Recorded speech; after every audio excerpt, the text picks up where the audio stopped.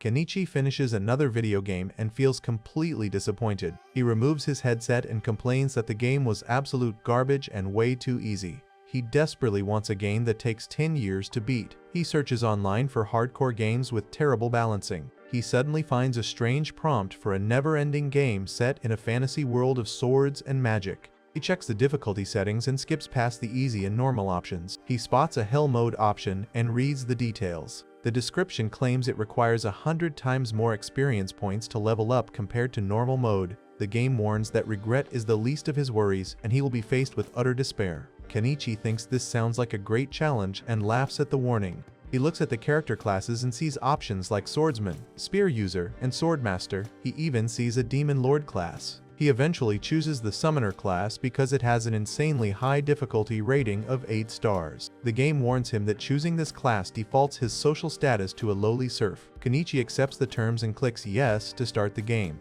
A blinding light erupts from his computer monitors and engulfs his entire room. His consciousness floats through a strange digital space filled with rising bubbles. He wakes up and immediately feels warm and comfortable. He then realizes he is being squeezed too tightly.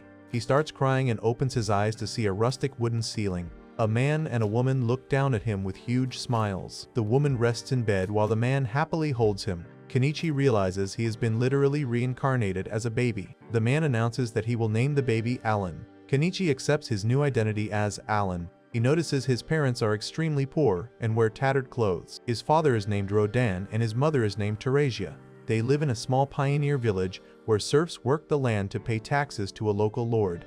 Alan spends his first year just acting like a normal baby. He eats mushy orange food from a wooden spoon and gets his diapers changed. He quickly picks up the local language because it sounds exactly like Japanese. He constantly tries to access his summoner abilities but nothing works. One night after his parents go to sleep, Alan decides to try again. He reaches his hands into the air and commands his status window to open. A massive black grimoire suddenly materializes out of thin air. It glows with a bright blue light and drops right onto his chest. He panics and tells the book to go away. His parents wake up from the noise and rush over to check on him. They assume he is just talking in his sleep and go back to bed. Alan waits for them to fall asleep again before summoning the book back. He successfully opens the grimoire and finally checks his stats. He sees his name is Alan and he is a level 1 summoner. His stats are incredibly low, with his health at 4 and his magic at 2. He checks his available skills and sees he has a summon skill and a create skill. He also notices an apology letter attached to his profile. The letter is from Elmea, the god of creation.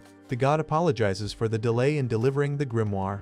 The message explains that the summoner class is still in the alpha testing phase and the paperwork took a long time to process. Alan ignores the excuse and decides to summon his first monster. He commands an insect to appear but absolutely nothing happens. He gets confused and realizes he has to figure out the game mechanics completely on his own since there are no walkthroughs in this world. He deduces that he needs to use the create skill first. He targets a small bug on the window and uses his create ability. The grimoire generates a rank H insect card. He then uses the summon command on the new card. A massive green grasshopper pops out of the book. Alan names the grasshopper Denka. He checks Denka's stats in the grimoire. He discovers that simply holding the summon card gives him a permanent buff to his endurance and agility. He gets incredibly excited about this hidden mechanic. His loud cheering wakes up his mother. She comes over to check on him and sees the giant grasshopper on the floor. She screams in terror and instantly stomps the bug to death. Alan mourns the loss of his first summon but quickly gets back to grinding.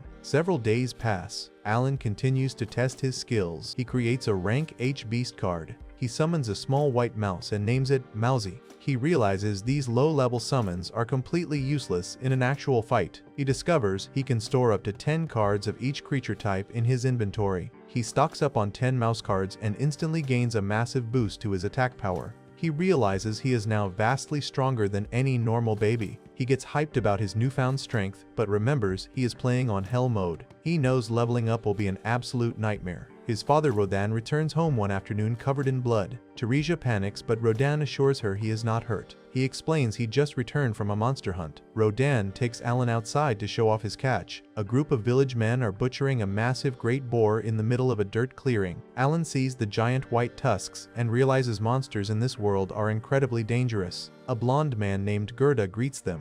Gerda has a daughter named Krina who is the exact same age as Alan. Gerda mentions that the great boar is a C-rank monster and it takes at least 20 grown men to defeat just one. Alan uses this information as a benchmark for his own power scaling. Rodan points up at the sky and shows Alan a flock of albaheron birds. He explains that these birds fly wherever they want. Rodan reveals he named Alan after the albaheron, in the hopes that his son can one day escape the brutal life of a serf and be truly free. Alan deeply appreciates his father's words. 10 long months pass. Alan turns 1 year and 10 months old. He continues to grind his abilities every single day. He eventually reaches level 2 for his summon and create skills. The system notifies him that he has unlocked an expansion slot and a new fusion skill. His grimoire also gets a new memo feature to help him keep track of his crazy stats. He realizes he can now create G-rank summons. He tries to fuse 2 of his mice together to make a stronger beast. The system immediately rejects the command. A prompt tells him he does not have enough magic points to perform the fusion. He realizes he completely drained his MP pool just by summoning the mice. He waits until dinner and eats as much food as possible to recover his energy. He tries the fusion again but gets the exact same error message. He discovers his maximum MP capacity is still too low to perform the action. He gets incredibly frustrated by the brutal difficulty curve of Hell mode. Time passes again and Alan turns 3 years old. He stands outside his house and checks his updated status board. He finally has enough MP to use his fusion skill. He combines a beast card and an insect card. A blinding light erupts from his grimoire and produces a brand new G-rank bird card. He summons a small blue bird and names it Chappie. He checks Chappie's stats and sees it has a special voice mimic ability. Chappie perfectly imitates Alan's voice. Alan realizes this skill will be incredibly useful for tricking enemies in the future. He also summons a crowned frog named Pianta and a mole named Molly. He orders Pianta to use a provoke skill. He orders Molly to dig holes in the ground. Molly instantly creates a massive crater. Alan figures he can use these abilities to set traps for monsters. He realizes the key to dominating this world is understanding and stacking all the different stat buffs from his summons. He absolutely loves the extreme depth and complexity of the game mechanics. He claims this is true hardcore gaming. His excitement is suddenly cut short when his neighbor Krina arrives. Krina challenges him to a game of dueling knights. Alan grabs a wooden sword and accepts the challenge. He complains internally because he hates doing physical activities. He assumes his massive stat buffs will easily give him the victory. They charge at each other in the dirt clearing. Krina moves with blinding speed. Alan can barely track her movements even with all his agility buffs. They clash swords multiple times. Krina swings her weapon with terrifying force. She completely overwhelms Alan and smashes his wooden sword into tiny splinters. Alan falls to the ground in total shock. He realizes Krina is ridiculously overpowered for a normal 3-year-old girl. Krina laughs and runs off to get another sword. Rodan and Teresia return from the fields carrying heavy baskets of harvested potatoes. Teresia is now heavily pregnant with her second child. Alan immediately jumps up and offers to carry the heavy baskets for his mother. He insists he is strong enough to do the farm work. Rodan laughs and tells Alan to just enjoy his childhood. He explains that working the fields as a serf is absolute torture. He refuses to let his young son suffer through the grueling labor before he absolutely has to. Alan accepts this but decides to keep training in secret. He starts throwing heavy rocks at the trees behind his house. He hopes to unlock new combat skills outside of his summoner class. Rodan catches him throwing the rocks. Alan lies and says he is just practicing to protect his pregnant mother from forest monsters. Rodan finds this incredibly brave and praises his son. Teresia smiles and mentions the upcoming appraisal ceremony. She explains that every child attends this divine ceremony when they turn 5 years old. The ceremony determines a person's innate talent. Teresia hopes Alan gets a powerful talent so he can escape their life of serfdom. Alan takes note of this ceremony and wonders what kind of talent he might actually get. Winter quickly arrives and blankets the village in deep snow. Alan stands outside in the freezing cold and tests the limits of his summons. He watches Denka the grasshopper jump around in a snowy crater. He confirms that his summons can remain active for an entire day without draining extra MP. He considers this a massive breakthrough for his combat strategy. Krina suddenly runs up behind him carrying a giant wooden mallet. She challenges him to another duel. They fight in the snow. Krina easily knocks Alan face first into a snowbank. Rodan returns home carrying a large basket of supplies. Teresia walks outside to greet him. Denka the grasshopper accidentally jumps onto Teresia's leg. She screams in terror. The sudden shock causes her to immediately go into labor. Rodin panics and tries to help her inside. He yells at Krina to go fetch her parents. Krina runs as fast as she can through the snowy forest. Rodin carries Teresia into their bedroom and lays her down on the bed. He completely panics because he has no idea how to deliver a baby. Alan tries to help by blowing air into the floor heater to keep the room warm. He desperately wishes he had played a medical simulator game in his past life. Krina finally returns with her parents. Gerda and his wife Matilda burst through the door. Matilda takes total control of the situation. She orders all the men to get out of the house immediately. Rodin, Gerda, and Alan wait outside in the freezing snow. They huddle under thick yellow blankets against the stone wall of the house. Hours pass as they listen to Teresia screaming inside. The screaming eventually stops and is replaced by the sound of a crying baby. Rodin rushes back inside. Matilda holds up a healthy newborn baby boy. The entire family gathers around the bed to celebrate. Teresia looks completely exhausted but incredibly happy. She asks Rodin to name their new son. Rodin proudly announces that the baby will be named Mash. Teresia warns him not to name another child after a dangerous monster. Rodin nervously laughs and avoids the question. Alan stands next to his father and looks at his new baby brother. He reflects on his past life as a lonely, miserable gamer. He realizes he actually loves this new life and his new family. He watches his parents smile at baby Mash. Alan clenches his fists and makes a silent vow. He promises to figure out how to master his summoner class. He swears he will max out all of his stats and defeat any monster in his path. He determines that he will use his hardcore gaming skills to free his entire family from the miseries of serfdom. Alan asks his father Rodin about the appraisal ceremony as they walk down a dirt path surrounded by yellow crops and green trees. Rodin explains that everyone has to participate when they turn 5 years old and that getting a talent could help them rise out of serfdom. He adds that there are a lot of rivals because of a recent baby boom in the settlements. Krina rides on the shoulders of her father Gerda, and she excitedly points out all the houses as they approach the commoner village. Alan hopes to get appraised as a swordswoman so he can become a knight, but Krina reminds him that she is the one who wants that class. As they enter the village square, Alan notices that the commoners are dressed much better than their ragged serf clothes. Some villagers point out Alan and mock his dark hair and dark eyes, but Alan ignores them and accepts his serf status. The large wooden doors of the cathedral open and 3 robed officials welcome the crowd inside. The head official announces that Elmea, the god of creation, blesses everyone equally, and that many famous heroes in their country's history originally started as serfs. Alan remembers his past life as a hardcore gamer and realizes that these lore details perfectly match the game's class progression system, where top-tier classes like Hero and Sword Lord require starting from the bottom of the social ladder. The villagers gather inside the grand hall and face a large altar featuring a statue of Elmea. Alan looks at a glowing magical prompt that only he can see, which is an apology letter from the developers explaining that his chosen class is still in testing and no cancellations are allowed. He gets annoyed at the memory of the devs but stays quiet as the head official begins the ceremony. The village chief Deboji is called forward with his young son Palomas. The official instructs Palomas to place his hand on a glowing blue crystal ball resting on a pedestal so his talents and attributes can be inscribed on a large black slab. Palomas nervously touches the orb and the slab displays his new talent as a merchant along with his stats, which are all ranked as E. Deboji tearfully hugs his son and celebrates the fact that Palomas received any talent at all. Alan watches this and figures out that attributes in this world are displayed as letter ranks instead of numbers. A cocky kid named Dagora goes next and confidently touches the crystal ball. The slab reveals his talent as an axe user and shows that he has an A rank in attack power. Dagora celebrates loudly and his father praises him while the official notes that this is the first A rank they have seen all day.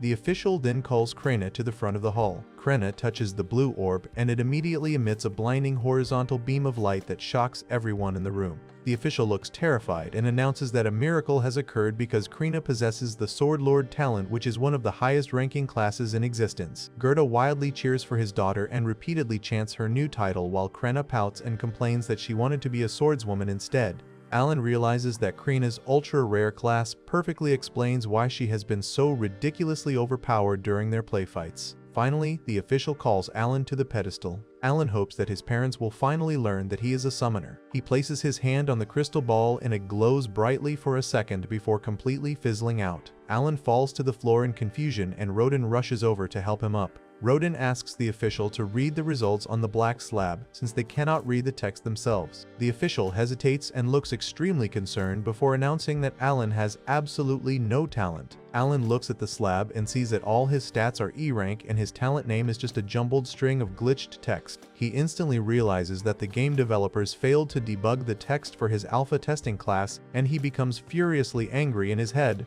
He curses the devs for ruining his chance to reveal his summoner class, but he hides his gamer rage and pretends to cry like a normal child. Rodin comforts Alan and carries him out of the church to head back home. They reunite with Alan's mother Teresia, who is holding his baby brother Mash on a scenic dirt path. Back inside their humble stone house, the parents sit by the fire and tell Alan that talents do not matter because he will always be their pride and joy. Mash playfully pinches Alan's cheek, and Alan feels genuinely happy to be part of such a loving family despite their extreme poverty. Later that night, Alan lies awake on his futon while his brother sleeps. He summons his black grimoire and analyzes his E-rank attributes. He remembers the specific rules of Hell mode, which require 100 times more experience points to level up compared to a normal playthrough.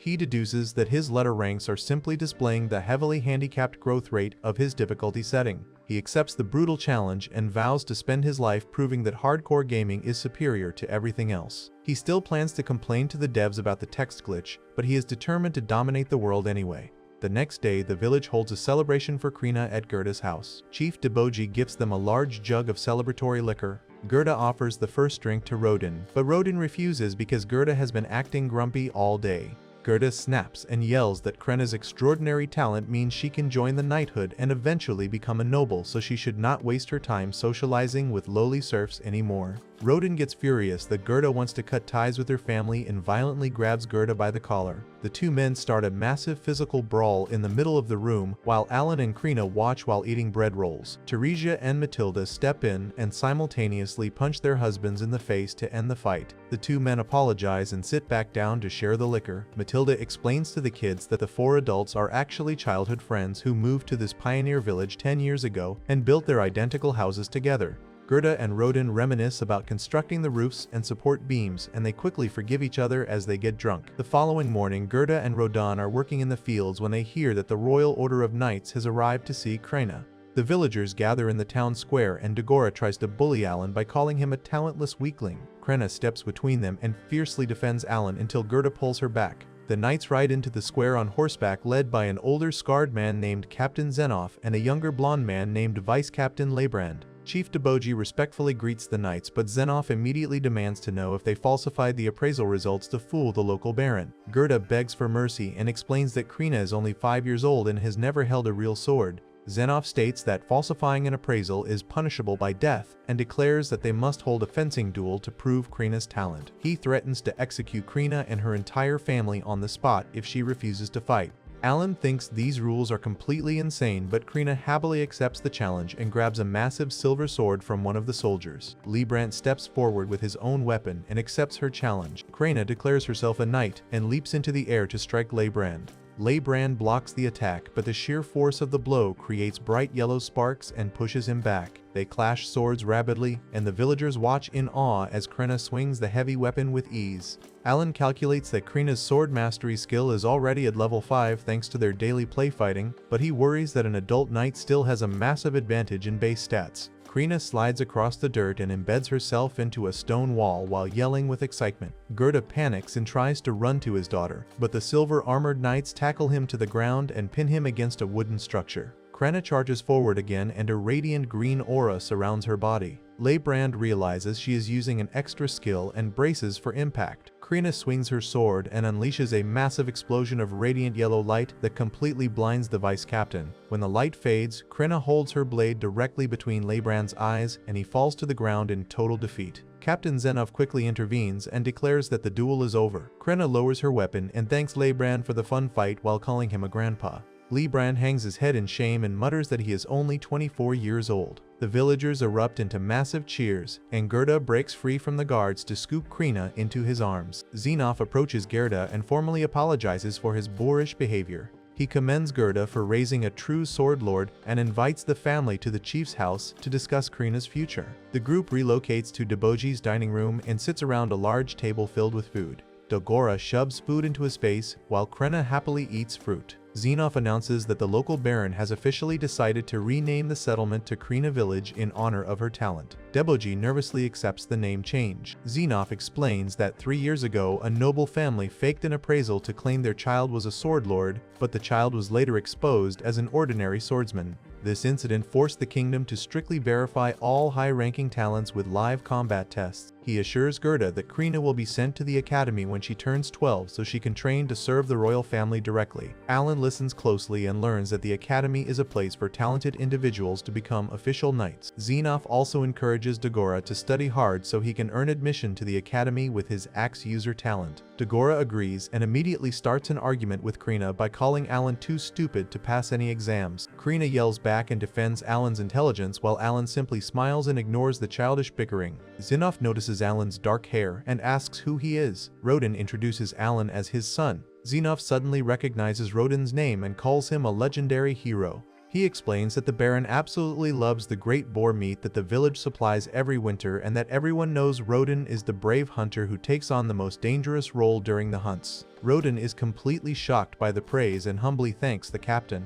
Later that evening, Rodin and Alan walk together through a forest dirt path under a golden sunset. Rodin reflects on how even a lowly serf like him can get recognized by the nobility if he works hard enough. He encourages Alan to keep working hard and to be proud of himself no matter what happens. Alan agrees with his father and secretly knows he has to keep grinding his hell mode stats to survive. Rodin then reveals that he snuck some pink slime creatures out of the forest as gifts for Teresia and Mash. Alan laughs and pulls out 2 of his own pink slime summons to show his father that they had the exact same idea. Alan stands in the fields and celebrates because he finally reaches the 3rd level for his summon skill, which unlocks the brand new enhance ability and expands his grimoire capacity. He gets super hyped and hopes to summon a massive dragon, but then he remembers he still has to fuse his basic creatures to unlock better ones first. He also notices his card inventory goes up to 30, which means he can stack even more stat buffs on his body to make himself stronger. He decides to head back inside his family's rustic wooden house to help his pregnant mother clean up the dishes after dinner.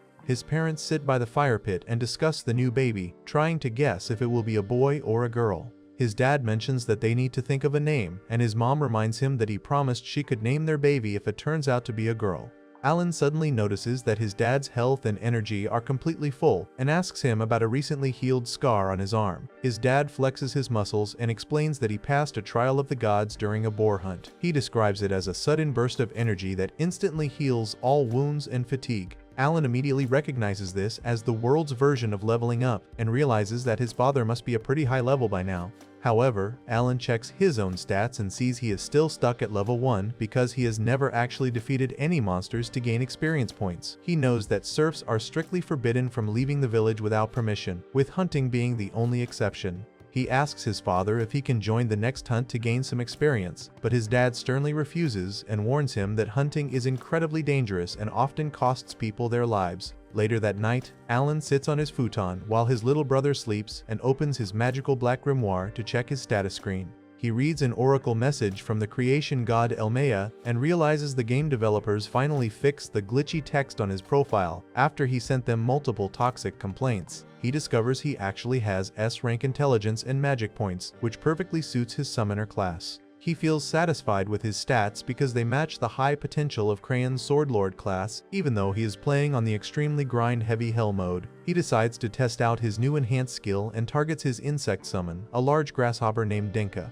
He figures out that the enhanced skill directly boosts the creature's agility and endurance, but it does not increase the passive buffs that Alan receives from holding the card. He summons Denka to see the physical changes and notices the bug looks much stronger even without growing in size. He realizes being a summoner requires deep strategy and not just relying on giant monsters. He proudly shows the giant grasshopper to his pregnant mother, but she gets totally grossed out and yells at him to put the bug away. He immediately unsummons it, and the grasshopper dissolves into floating lights. The next morning, his father heads out for a hunting trip, carrying his spear and a large sack while the family waves goodbye. Alan gets back to his chores and hangs up the laundry in the yard while continuing his fusion experiments. He combines insect and beast cards but fails to unlock a new category. He then tries fusing an insect and a bird card, hoping for a breakthrough. The fusion succeeds and he receives a grass-type card. He feels incredibly confused about how a patch of grass can be considered a summonable creature. However, he checks the stats and gets extremely excited because the grass card provides a massive boost to his magic points and luck. He realizes this extra mana will allow him to perform way more actions throughout the day and drastically speed up his leveling process. He summons the creature, which turns out to be a small red plant with vine limbs and a single leaf on its head.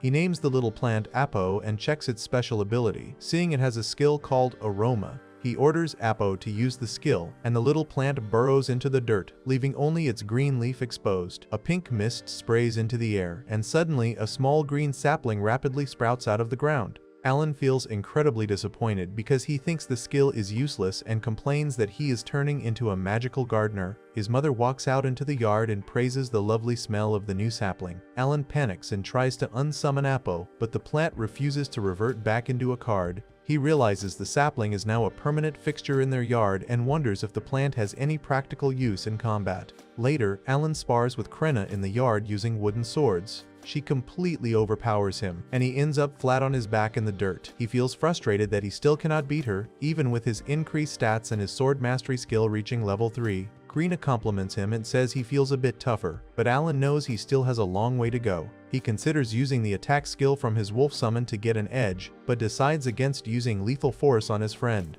Later in the afternoon, Alan tries to level up his throwing skill by tossing small stones into a hollowed-out tree trunk. He complains to his little brother Mash that he has thrown over 20,000 stones without leveling up once.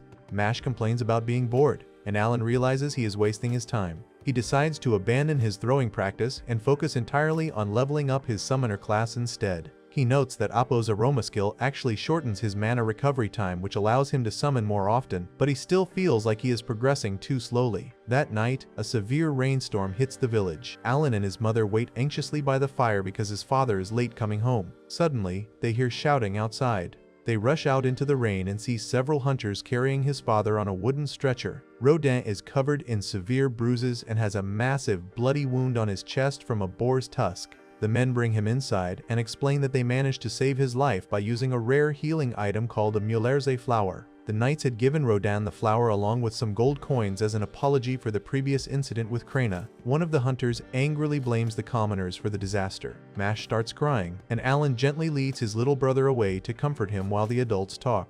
A burly blonde hunter stays behind to explain the situation to Alan and his mother. He tells them that the village chieftain forced the hunters to let commoners join the boar hunt because boar meat is highly valuable and can be traded for essential winter supplies like salt and firewood. The commoners normally never join the hunts because it is too dangerous, but they felt safe this time because a royal knight had previously called Rodin a legendary hero. The commoners assumed Rodin would easily protect them. During the hunt, the hunters gave the commoners the simple task of distracting the massive boar. However, when the terrifying monster actually charged out of the woods, the commoners completely panicked and broke formation. One young commoner tripped and fell, forcing Rodin to step in and take the boar's attack head-on to save the boy's life. The other hunters barely managed to kill the beast afterward. The blonde hunter promises to bring Rodin's share of the meat the next day and tells Alan to stay strong for his family. Alan feels incredibly guilty and realizes he has been treating his new life like a video game. He understands that the people in this world are fighting a brutal battle for survival every single day. He vows to stop focusing solely on his own power and promises to protect his little brother and his pregnant mother. Rodin eventually wakes up and the family shares a tearful reunion. The burly hunter returns with a large bundle of boar meat wrapped in leaves and tells Rodin to focus on his recovery. Rodin apologizes for being a burden, but Alan steps up and promises to keep the family safe. The next day, Alan decides to stop hiding his true physical strength. He goes to the village well and easily carries 2 massive wooden buckets of water on his shoulders, shocking the adult villagers. He figures that since Krenna is already famous as a sword lord, no one will care if a talentless serf like him shows a little extra strength. He reallocates all his magical buffs into purely physical stats to maximize his labor efficiency. He helps the burly hunter harvest a massive crop of potatoes, effortlessly ripping long chains of the heavy vegetables straight out of the dirt. The hunter is amazed by his strength and remarks that the Baron will take more than half of their harvest, leaving them desperate for more food to survive the winter. Later, the young commoner who ruined the hunt comes to their house to apologize. He bows deeply and brings a basket of fresh fruit as a peace offering. Alan feels annoyed by the boy's incompetence, but Rodin calmly forgives him and reminds everyone that they all have families to return to. A group of other hunters arrives to check on Rodan, and Alan feels incredibly grateful to have such a supportive community and loving parents. Determined to secure more food for the winter, Alan heads out into the tall grass near the village to hunt wild ducks. He uses his grimoire to summon several colorful frogs equipped with tiny golden crowns. He sets up a series of wicker baskets propped up by sticks and string, planning to use the frog's provoke skill to lure ducks into his traps. He hides in the bushes and pulls the strings. The frogs fail to attract any ducks. Suddenly, a massive shadow falls over the field. A giant white bird with purple wings and a red crest swoops down and lands on his traps. Alan recognizes the creature as an alba heron, a dangerous B-rank monster. He realizes the frogs lured a deadly predator instead of a simple duck.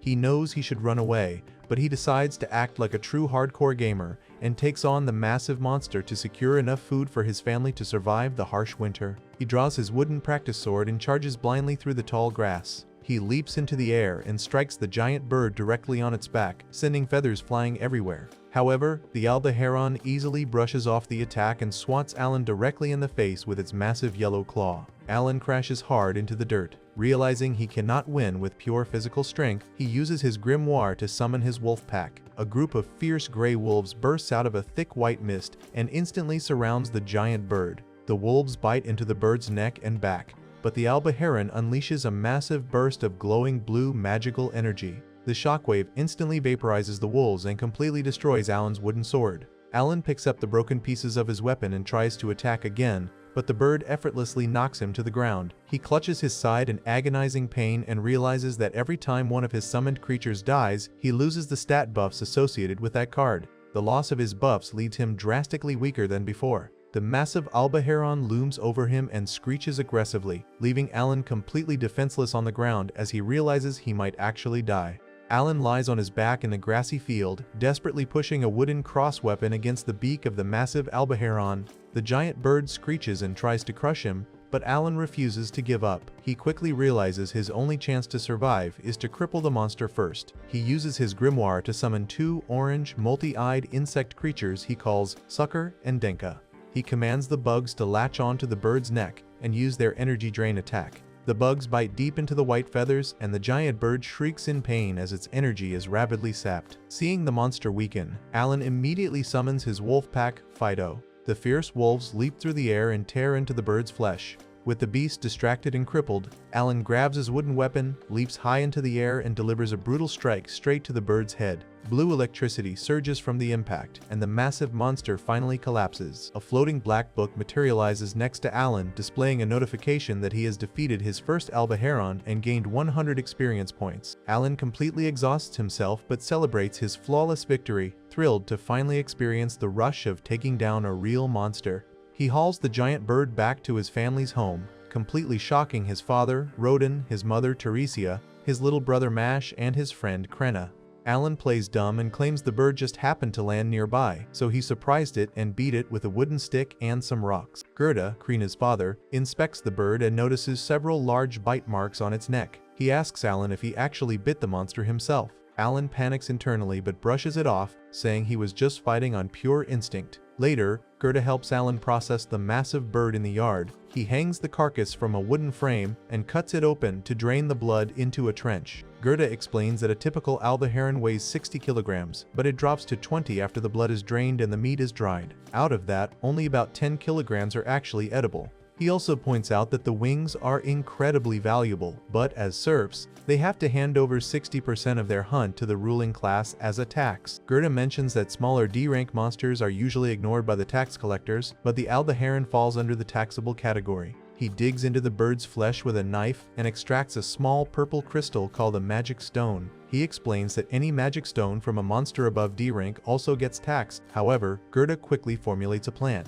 He points out that the village chief knows Rodan is severely injured, and they can use this tragic situation as leverage to negotiate a better deal for the meat. Alan immediately agrees, and the two head off to see the chieftain. Inside the village chief's large stone residence, Gerda and Alan stand before the wealthy, blonde-haired chieftain.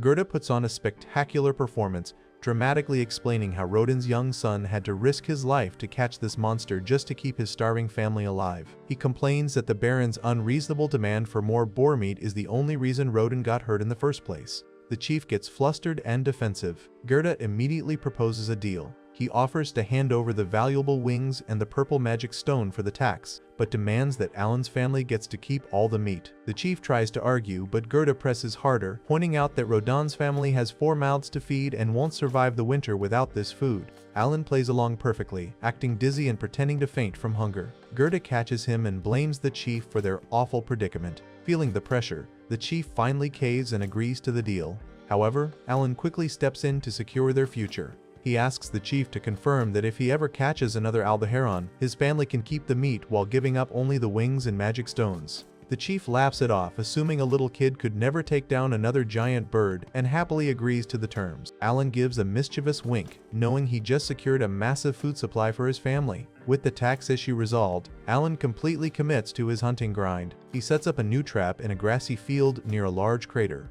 He summons 3 colorful frogs wearing small gold crowns and commands them to use their provoke skill. The frogs successfully lure 2 giant Albaherons down from the sky. Alan immediately summons his red bug creatures and commands them to drain the birds' energy. The bugs latch onto the monsters' necks, causing them to shriek in agony. Alan leaps onto the back of one bird and shoves a large black sphere directly into its beak to silence it. He then summons his wolf pack and orders them to attack. The wolves tear into the weakened birds, and Alan finishes them off with a brutal downward strike from his wooden stick. He successfully takes down both monsters without losing a single summoned creature, achieving a flawless victory. His floating black grimoire updates, showing he earned 200 experience points. His total experience finally reaches the maximum limit of 1,000, and a notification announces that he has leveled up to level 2. He eagerly opens his status menu and sees massive increases across all his attributes, including health, mana, attack, and agility. However, he notices that his stats only increased by 60% of their full potential, realizing he is still constrained by the trial penalty he previously read about. Despite the limitation, he feels incredible because his health and mana are completely restored. He hugs his grimoire in celebration, thrilled to finally experience his first level up after 6 long years in this new world. Alan hauls the 2 massive birds back home and surprises his father, who is tending the fire. He decides it is finally time to come clean to his parents about his newfound strength, though he plans to keep the reincarnation and summoner details a secret. That night, Alan sits his parents down around the fire pit and drops a massive bombshell.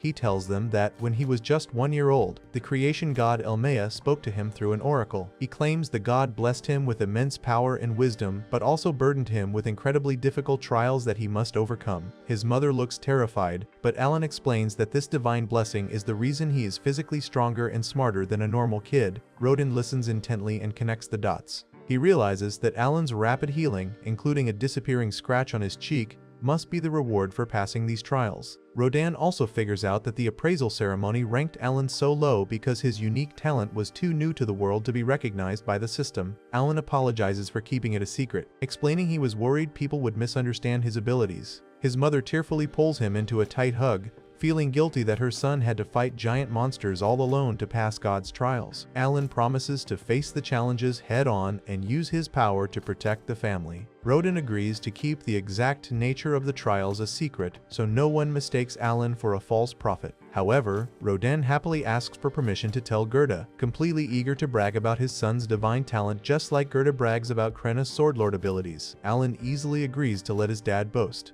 Time passes, and winter arrives in the village. Alan is now 6 years old and joins his father on his very first trading trip to the local market.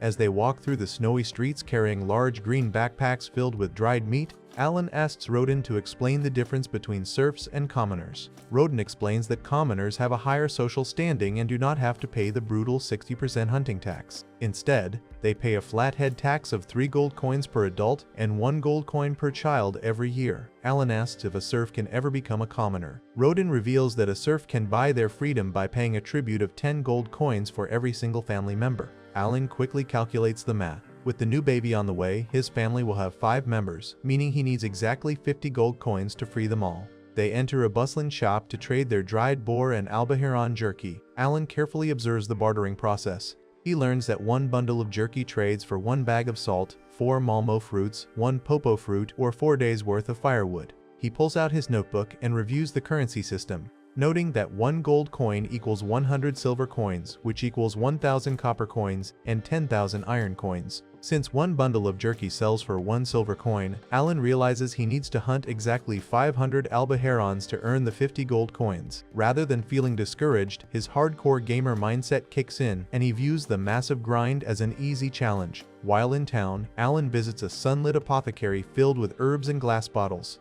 He asks the bald shopkeeper for magical potions that restore mana, but the man laughs and says they don't carry anything that fancy. Alan then asks about the Muellerze flower, the rare item that saved his father's life. The shopkeeper immediately gets angry and starts complaining about Gerda. He explains that Gerda burst into the shop a month ago, dropped to his knees, and begged for the flower to save his friend. The flower usually costs 5 gold coins, but Gerda relentlessly haggled the price down to 3 and promised to pay the rest later. Alan feels incredibly moved by Gerda's loyalty. To make up for the shopkeeper's financial loss, Alan places a massive bundle of premium jerky on the counter as a free gift. The shopkeeper is completely stunned and deeply thanks him for the generous tip.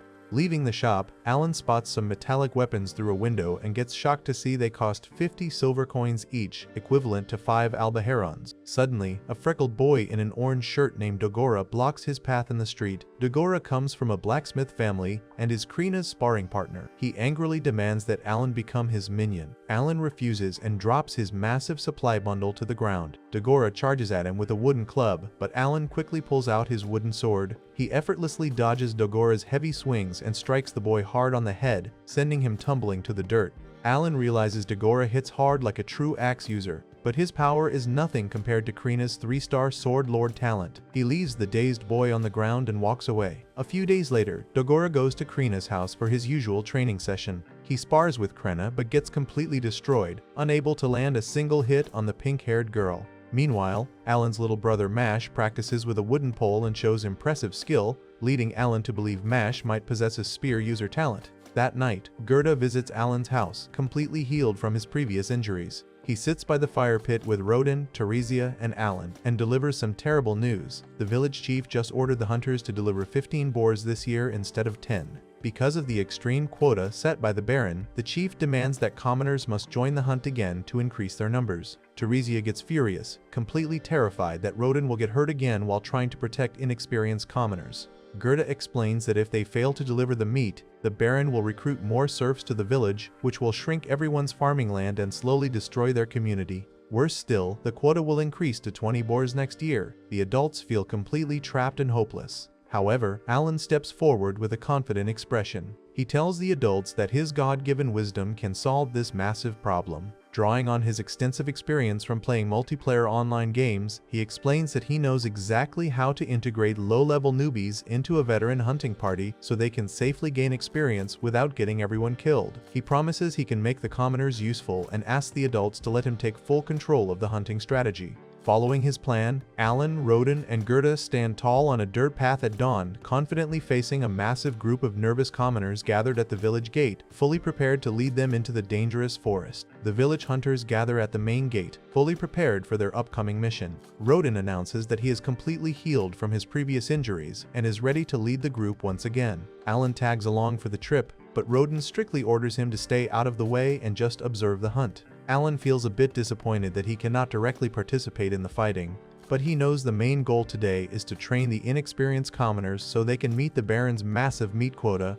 The hunting party heads out to the White Dragon Mountains, an area where the boars migrate every fall in search of food. As they reach the hunting grounds, Rodin organizes the men into their assigned teams based on Alan's brilliant strategy. The plan is simple but highly effective. First, the bait team lures a massive brown boar into an open clearing. The giant beast charges aggressively, completely terrifying the inexperienced hunters. However, Rodin commands the tank team to hold their ground. The tank team uses their wooden spears to press against the boar's sides, effectively pinning the struggling monster in place. Once the boar is immobilized, the strike team moves in and repeatedly stabs its vitals until it collapses and dies. Alan explains to the others that his father has used this exact method to hunt safely for over a decade, proving that strategy can easily overcome a lack of raw combat talent. The newbies who landed a strike suddenly feel a massive surge of power coursing through their bodies. They celebrate their victory, believing they have just overcome a divine trial and leveled up. Alan eagerly checks his magical grimoire, hoping to see his own experience points increase. However, he is incredibly frustrated to discover that he gained absolutely 0 experience points. The system does not consider him a participant in the battle just for standing nearby and giving advice. The villagers thank Alan for his amazing tactical planning, but Alan secretly feels bitter about his lack of personal progress. Later, back in the village, Alan speaks with a local butcher near the well. He asks the man to butcher several giant albaharan bird carcasses for him. The butcher is hesitant because he wants to play it safe for his pregnant wife, but Alan offers to pay him 2 packs of meat for every bird he processes. The butcher happily accepts the profitable deal. Alan explains that these birds are not part of the village's food reserves, and he needs them broken down so he can sell the meat at the market. His ultimate goal is to earn 50 gold coins to buy his family's freedom from serfdom, and outsourcing the butchery saves him precious time so he can keep grinding. Meanwhile, the village's hunting operations continue smoothly. By slowly integrating newbies into the veteran teams, they eventually gather enough capable hunters to split into 2 separate groups, effectively doubling their hunting efficiency. Alan wonders why the Baron is so obsessed with gathering boar meat, as the territory does not seem to be suffering from any food shortages. During one of the hunts, a massive boar charges at a blonde youth named Dogora. The team successfully traps the beast, and Dogora, along with the other newbies, strikes the monster down. They all celebrate their newly acquired strength. This time, Alan checks his grimoire and is thrilled to see his experience points shoot up, pushing him to level 3. He happily reveals his secret leveling strategy. Just before the hunters deal a finishing blow to a trapped boar, Alan summons a weak insect creature and places it right in front of the beast. The boar attacks and kills his summon, which technically flags Alan as an active participant in the battle. Thanks to this hardcore gamer loophole, he easily leeches experience points from the hunter's hard work without ever swinging a weapon. 3 months pass, and winter blankets the village in snow. The villagers successfully meet the Baron's quota of 15 boars, largely thanks to Alan's strategic planning. To celebrate the new year, the village chieftain hosts a large gathering and gives Alan a special bottle of liquor as a reward for his amazing contributions. Alan returns to his rustic wooden home with his friend Krena, carrying the liquor and some leftover candies. Inside, Rodan, Teresia, Baby Mash, and Krena's father Gerda are all sitting around the fire pit enjoying a massive feast of grilled meat. The adults praise Alan for saving the village from the Baron's extreme demands. During the meal, Gerda notices the special bottle of liquor and asks about it. Alan proudly explains it is a gift from the chieftain, but Gerda points out that Alan is way too young to drink alcohol. Gerda and Rodan try to claim the liquor for themselves, but Alan sees a perfect opportunity to make a wager. He tells the men they can have the liquor, but only if they manage to beat him in an arm wrestling contest. If Alan wins, they must allow him to wield a spear and actively fight in all the upcoming boar hunts. Gerda and Rodan find the challenge hilarious and immediately agree to the terms, completely underestimating the young boy. Gerda steps up first, promising not to go easy on him. Alan secretly prepares for the match by filling his grimoire inventory with Fido Wolf cards, transferring all their stat buffs directly into his own attack power. Since he is now level 6, he feels incredibly confident. They clasp hands over the wooden table, and Krena eagerly shouts for them to start. The moment the match begins, Gerda strains and sweats profusely, completely shocked by Alan's immense physical strength. Despite his large muscles, Gerda is easily overpowered, and Alan slams his hand onto the table, securing a swift victory. Gerda curses his defeat while Krena cheers for Alan. Alan calculates that Gerda's attack stat must be somewhere between 150 and 200, placing him solidly in the D-rank category. Next, it is Rodan's turn. Rodan tells Alan to rest his arm before their match, but Alan insists he is ready. As they clasp hands, Alan notices how massive and calloused his father's hands are, realizing it is physical proof of how hard Rodan works to provide for the family. Alan is determined to prove he is strong enough to be treated like an adult. The match begins, and both of them grit their teeth, straining with all their might. However, Rodan's raw strength proves to be too much, and he eventually pins Alan's arm to the table, winning the contest. Alan graciously accepts his defeat and hands the jug of liquor over to his father. The adults celebrate and toast with their wooden bowls. Alan estimates that Rodan's attack stat must be over 300, making him a powerful C-rank fighter. Rodan comforts Alan, explaining that Alan is not weak, but Rodan is simply too strong. He firmly states that Alan will not be allowed to hunt boars until he can defeat him in a rematch. Alan accepts the condition, confident he can surpass his father once he reaches summon level 4 by the fall. Suddenly, Krena's mother, Matilda, demands more snacks and effortlessly pins Gerda to the floor when he talks back to her. Seeing this, Alan quietly suspects that Matilda might also possess C-rank stats. By June, Alan turns 7 years old, and his summon level finally increases. He eagerly checks his grimoire and discovers he has unlocked E-rank summons, including a completely new category of creatures. Furthermore, his card inventory capacity increases by 10, meaning he can stack even more stat buffs. He also notices a brand new fixed skill called Storage. Curious, he tests the skill by pushing a large wooden branch directly into a black square on the grimoire's page. The branch vanishes completely. He then throws a handful of stones into the square, and they also disappear. Checking his item overview, he sees the exact quantities of the stones and wood listed in his mental inventory, confirming that the storage space has no depth limit and can hold an infinite amount of items as long as they fit through the opening. However, Alan finds this massive upgrade extremely suspicious. In his experience with video games, developers usually grant the player a god-tier inventory expansion right before they absolutely need it. He deduces there must be a mechanical reason why he received this skill right now. Eager to test his new creatures, Alan attempts to generate an E-rank insect summon. However, the grimoire informs him that he does not have enough E-rank magic stones to create the creature. Alan is stunned to learn that generating E-rank summons now requires consumable items instead of just mana. He quickly remembers his hidden stash of valuables. He sneaks past his sleeping little brother, pulls up a loose floorboard, and retrieves a small brown sack filled with coins. From the pile, he picks up a small purple crystal. It is a magic stone he harvested from a horned rabbit that wandered into the village a long time ago. He holds the stone and tries to create the insect summon again, but the system gives him the exact same error message. He realizes he is holding the stone in his physical hand, so he tosses the purple crystal into the grimoire's new storage. He tries the spell a third time, and it works perfectly. He successfully casts the spell, and a massive, colorful butterfly materializes in the air. The butterfly, an E-rank insect named Agaha, lands on Alan's back, and he notes that it boosts his endurance and agility by 10 points. Teresia hears Alan shouting from the yard and asks what is wrong, but Alan quickly hides the giant butterfly and makes up a silly excuse to avoid getting caught. He then tests the E-rank beast summon, producing a large yellow saber-toothed tiger named Tama. The tiger playfully pins him to the ground and licks his face. Alan notes that Tama also provides a 10-point stat boost, which is double the buff provided by the F-rank summons. He returns the tiger to the book and attempts to fuse the butterfly and the tiger to create an E-rank bird summon. The fusion fails, and the book consumes the cards, confirming Alan's fear that he will need a massive supply of magic stones to experiment and build his army. That evening, as the children sit around the indoor fire pit, Alan asks Rodan if any more horned rabbits have been spotted near the village. Rodan explains that the villagers dug a deep defensive ditch around the perimeter a couple of years ago, which successfully keeps the small, dangerous monsters out. Alan realizes this is a huge problem because he needs to hunt weak monsters to harvest their stones. The next day, Alan trains outside with the other kids. Krenna easily defeats Dogora in a wooden sword sparring match, repeatedly whacking him into the dirt. Alan takes a break and sits under a tree with a smart blonde boy named Pelmoas. Alan asks him for any information regarding magic stones. Pelmoas explains that magic stones are small gems found near a monster's heart and are primarily used to power magical tools in the royal capital. While high-ranking stones are incredibly valuable, Pelmoas reveals that E-rank stones are considered absolute trash and can often be found just lying on the ground.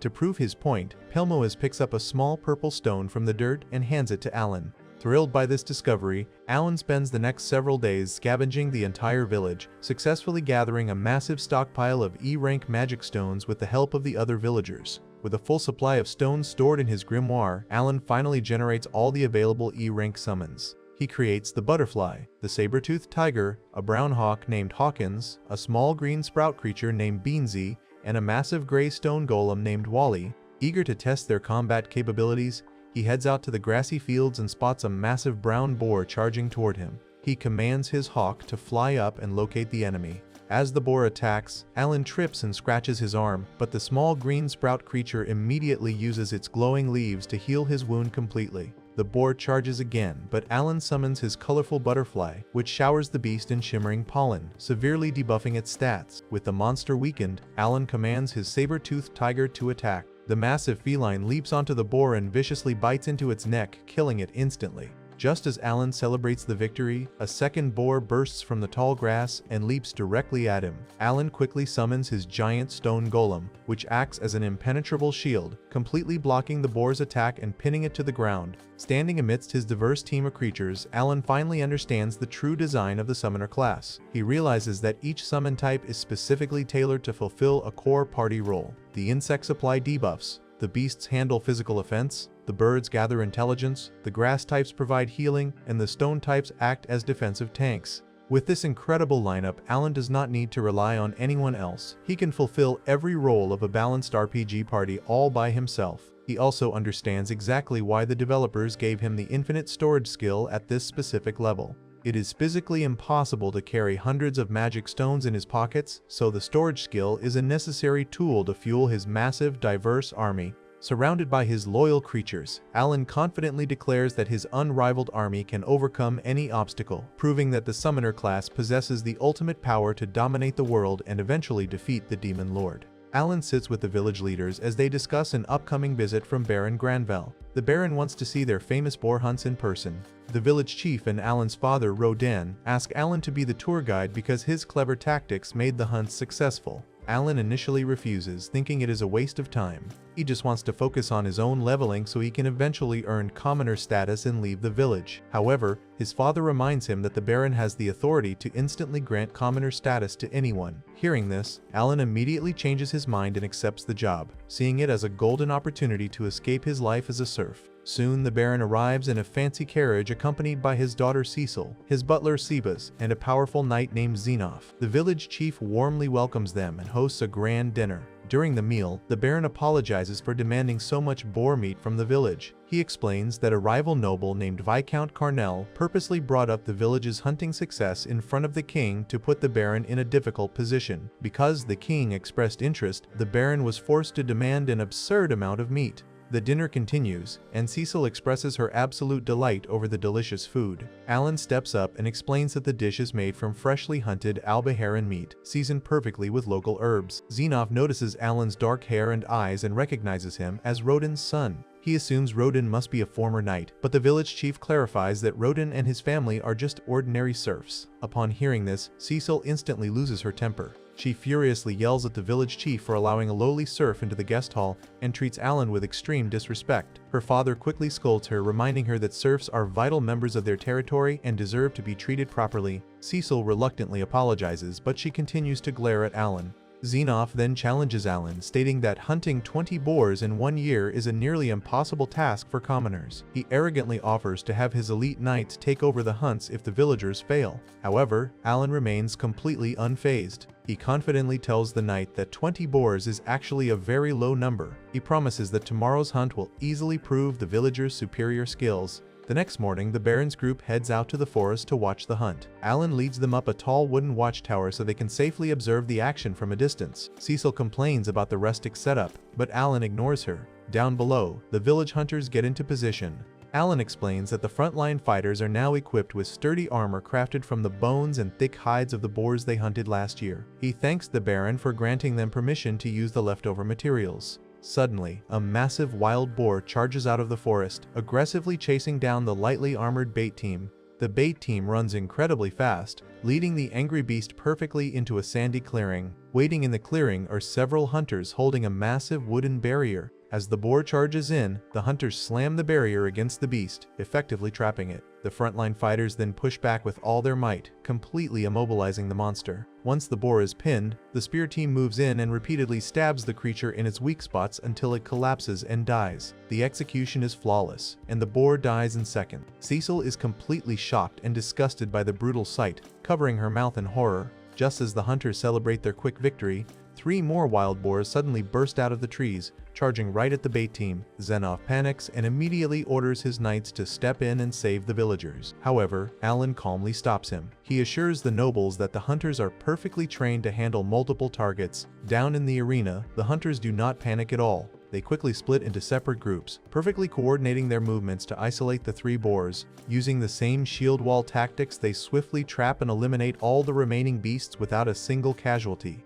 The nobles watch in absolute amazement as the villagers display incredible teamwork and combat efficiency. Alan explains that the villagers used to struggle immensely because they lacked proper armor and weapons. Most of their hard-earned meat was taken as taxes, leaving them with barely anything to survive. However, by mastering this highly efficient shield wall strategy, they managed to minimize injuries and gradually upgrade their equipment over time. This created a snowball effect, allowing them to hunt more effectively and safely. The Baron is incredibly impressed by their performance. Alan casually mentions that the hunters had already killed 7 boars before the Baron even arrived, meaning they only need 10 more to meet the quota. He confidently predicts they will finish the job in just 1 month, rendering the royal knights completely unnecessary. Hearing this, the Baron laughs and applauds their incredible accomplishment. Seizing the moment, Alan makes 2 requests on behalf of the village. First, he asks for permission to construct more wooden shield walls to increase their hunting capacity even further. Second, he asks for permission to trade their excess boar meat for imported liquor. The Baron is confused about the liquor request, but Xenoph completely understands. The knight explains that the hunters risk their lives every day, so having high-quality alcohol is essential for keeping their morale up. The Baron fully agrees with this logic and happily approves both requests. He praises Alan for his brilliant leadership and foresight. However, Cecil immediately gets jealous of the praise. She acts like a total brat, pointing her finger at Alan and telling him not to get a big head just because her father complimented him. Alan just rolls his eyes and silently wishes the annoying noble girl would go back to her fancy city life. Later that day, the Baron summons Rodan, Gerda, and Alan into his grand reception room. The Baron officially acknowledges their incredible hunting skills and declares that they deserve a massive reward. To Alan's absolute delight, the Baron announces that he is elevating Rodan, Gerda, and their entire families to commoner status. He also extends this promotion to any serf in the village who has participated in the boar hunts for over 10 years. Alan is absolutely ecstatic. He dances around the room, thrilled that his lifelong dream of escaping serfdom has finally come true. As a commoner, he is no longer restricted to the village borders. He instantly starts planning his future adventures, dreaming of traveling to the White Dragon Mountains to hunt legendary dragon. The Baron then asks Rodan to share the history of how the village first started hunting boars, as the king wants to use their village as a shining example for the rest of the country. Rodan remains completely silent, clearly uncomfortable with the topic. Gerda steps up and offers to tell the story instead. He explains that 13 years ago, the serfs were working hard to clear the forest and establish the village. Right before winter, a massive wild boar attacked their settlement and destroyed almost all of their food reserves. Facing starvation, Rodan bravely rallied the men to hunt the beast using nothing but their farming tools. Through sheer determination, they managed to kill the monster and save the village. However, they tragically lost a close friend during the battle. Gerda explains that Rodan still blames himself for that death, which is why he always goes out of his way to protect others. The Baron is deeply moved by the tragic but heroic story. He praises Rodan for his past bravery and offers him one final personal reward, telling him to ask for anything he desires. Alan eagerly hopes his father will ask for something simple, like a large supply of liquor. Instead, Rodan shocks everyone by asking the Baron to take Alan back to the estate and give him a job. Rodan explains that Alan is incredibly smart and would be a massive asset to the noble family. Alan completely panics internally. Working for a noble is the exact opposite of his dream. He wants to be a free adventurer, not a servant bound by strict rules. He desperately tries to think of a way out of the situation. The Baron considers the request and decides that a simple job like a hallboy is not fitting for someone of Alan's intelligence. Instead, the Baron officially appoints Alan as his personal manservant. Cecil absolutely loses her mind upon hearing this. She screams at her father, completely disgusted by the idea of having a former serf living in their noble household.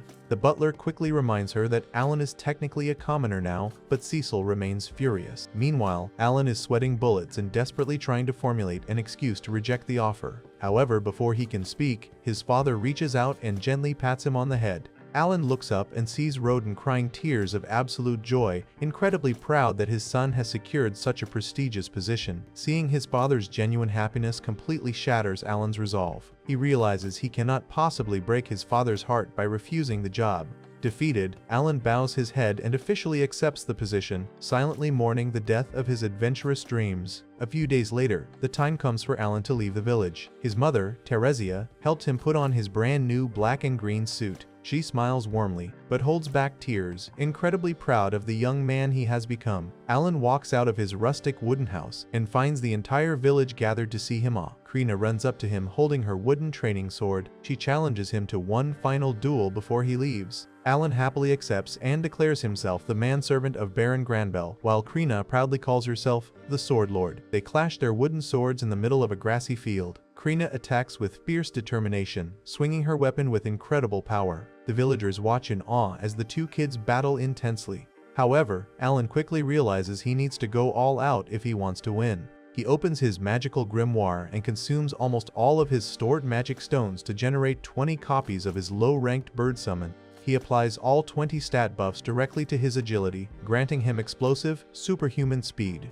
He dashes across the field faster than the eye can see, completely overwhelming Krina. With a swift and powerful strike, he disarms her and wins the duel. Krina is completely shocked, realizing she actually lost a fight. However, Alan smiles warmly and tells her that they should consider it a draw. He promises that they will settle the score properly when they meet again in the future. Hearing this, Krina's sadness vanishes and she smiles brightly, promising to win their next encounter. After the duel, Alan says his final goodbyes to his family. Teresia hugs him tightly, holding baby Miula in her arms. She tells Alan to take good care of himself and to come back home if things ever get too tough. Alan tells his younger brother Mash to stop crying and to step up as the man of the house to protect their mother and sister. Matilda, Krina's mother, also wishes him well, feeling incredibly sad to see the boy she helped deliver leave the village. Just as Alan is about to walk away, Dagora comes running up to the wooden fence. He clumsily trips and falls, making everyone laugh, but he quickly gets back up. Dagora hands Alan a beautiful small dagger in an orange sheath as a parting gift. Alan is genuinely surprised and touched by the generous present. He thanks Dagora and places the dagger in his bag. With his goodbyes complete, Alan walks toward the village gates, waving to the cheering villagers one last time. He approaches the Baron's red carriage, which is guarded by Xenoff and the Royal Knights. Rodan watches from a distance, filled with pride as his son embarks on a completely new journey. Alan steps into the fancy carriage and takes his seat. As the knights ride forward, the massive wooden gates of the village slowly close behind them.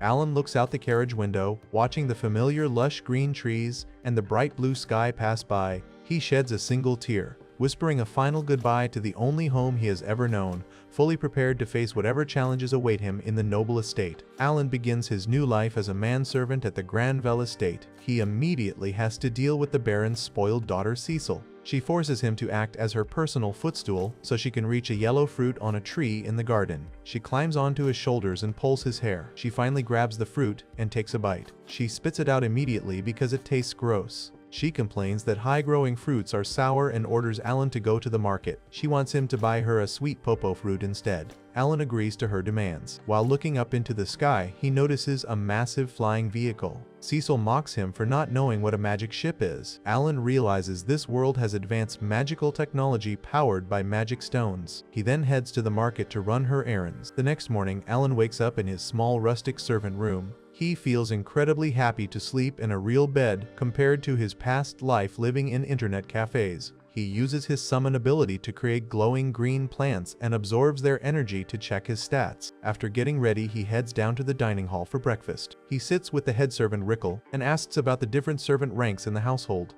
Rickle explains that higher-ranking servants like butlers and valets are treated well. Lower-ranking servants like manservants and maids are also officially considered part of the noble family. Alan realizes this is why his father was crying tears of joy when he got the job. However, temporary helpers like hallboys do not get this family status. Later that evening, Alan stands by the dining table to serve dinner to the Granville family. The family consists of the Baron, his wife Cecil, and her younger brother Thomas. Alan notices that their food is surprisingly simple for nobles. The Baron praises Alan for learning his servant duties so quickly. He also compliments Alan on having excellent manners for a former serf. Cecil immediately gets jealous of the praise and tries to insult Alan. She brags about possessing a 2-star wizardess talent. She also mentions her older brother Mihai has a swordsman talent. She mocks Alan for having no talent at all. The Baron quickly scolds Cecil for bragging about her abilities. Hearing all this talk about talents makes Thomas start crying. He does not have a talent either, so he cannot attend the prestigious Academy City like his older brother. Instead, he has to go to the regular nobles' college in the royal capital.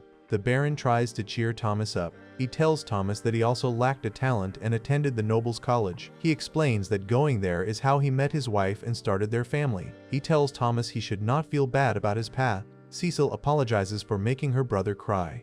The next day, Alan gets the afternoon off from his duties. He decides to explore the bustling city and is amazed by the massive stone buildings and busy market stalls. He eventually finds the Adventurer Guild and rushes inside. He walks right up to the receptionist and asks to register as a monster hunter. The receptionist asks his age and he proudly tells her he is 8 years old. She smiles and tells him that he needs to be at least 12 years old to become an official adventurer. Alan feels crushed by this news. He refuses to give up on his dream of hunting monsters, so he walks over to the quest bulletin board to gather information instead. He looks at the bounty posters for various creatures like goblins, horned rabbits, and orcs. A tall muscular adventurer with blue hair and a facial scar named Raven walks over. He tells Alan that the guild is not a playground. Alan apologizes but quickly asks Raven how the monster ranking system works. Raven gets slightly annoyed but explains the system anyway. He says the monster ranks get higher the further away they are from the town. Alan looks at a bounty for a B-rank wolf monster called a murder garsh. He asks why nobody has killed it. Raven explains that the beast is incredibly fast and deadly. The adventurers leave it for the royal knights to handle. Alan then points to an A-rank white dragon poster with a massive reward of 1,000 gold coins. Raven tells him that the dragon lives in the White Dragon Mountains. It guards huge deposits of valuable mithril ore. The reward keeps going up because people want to mine the mithril. The dragon is simply too powerful for anyone to defeat, so the bounty remains unclaimed. A silver-haired girl in red armor and a pink-haired healer walk over to fetch Raven. They tell him they finished cashing in their bounties and want to go to the pub. Raven introduces his party members as Rita and Milsey before telling Alan to go home. Alan thanks Raven for the information and leaves the guild feeling fully prepared for his next goal. That night, Alan runs through the foggy city streets with a massive smile on his face. He approaches the large stone fortress gates leading out of the city. The armored guard stops him and asks for a travel permit. Alan pulls out his silver family crest medal. The medal proves he belongs to the Granbell household. The guard immediately apologizes and signals the others to open the heavy gates. Alan runs out into the dark wilderness completely thrilled to finally start fighting monsters. He travels deep into the forest until he reaches the 10-kilometer mark to find D-rank enemies. He opens his magical book and summons a black hawk named Hawkins. He checks the bird's stats and sees it has high intelligence. He orders Hawkins to take a step to the right. The bird obeys perfectly. Alan then summons 5 more hawks. He commands them to use their Hawkeye skill to scout the area for monsters. Next, he summons a yellow saber-toothed cat named Tama. He tries to give Tama a complex order. The beast just rolls onto its back. Alan realizes Tama only has an intelligence stat of 28. It cannot understand detailed commands. Suddenly, Hawkins returns and signals that it found a group of monsters. Alan follows the bird and hides behind a large tree. He spots a group of 5 muscular green goblins armed with swords and clubs. He decides to test his combat efficiency and summons 10 saber-toothed cats. He commands them to attack the goblins. The cats leap forward and strike the monsters. The goblins easily block the attacks with their weapon. Alan realizes the cats are not strong enough to win on their own. He decides to test out a new summon. He summons a massive, colorful butterfly named Papillon.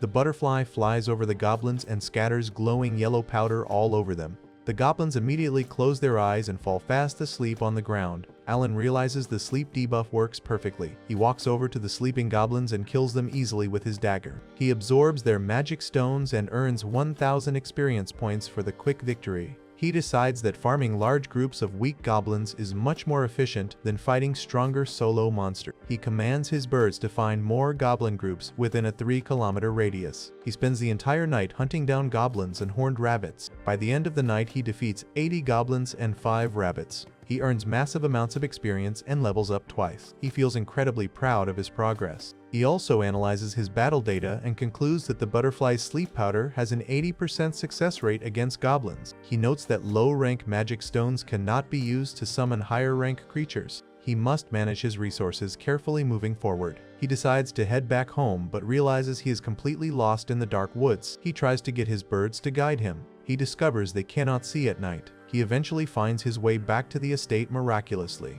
1 month later, Alan visits a local weapon shop. He buys 3 heavy black iron balls from the shopkeeper for 60 silver coins. He wants to use them as throwing weapons to deal more damage during his hunts. He is now level 12 and has been secretly leaving the estate to grind experience. He collects better gear just like a hardcore gamer. Later that evening, Alan returns to the estate and walks into a dimly lit hallway. The head butler Sebas surprises him with a candle. Sebas tells him that the Baron wants to speak with him immediately. Alan follows Sebas into the Baron's grand office.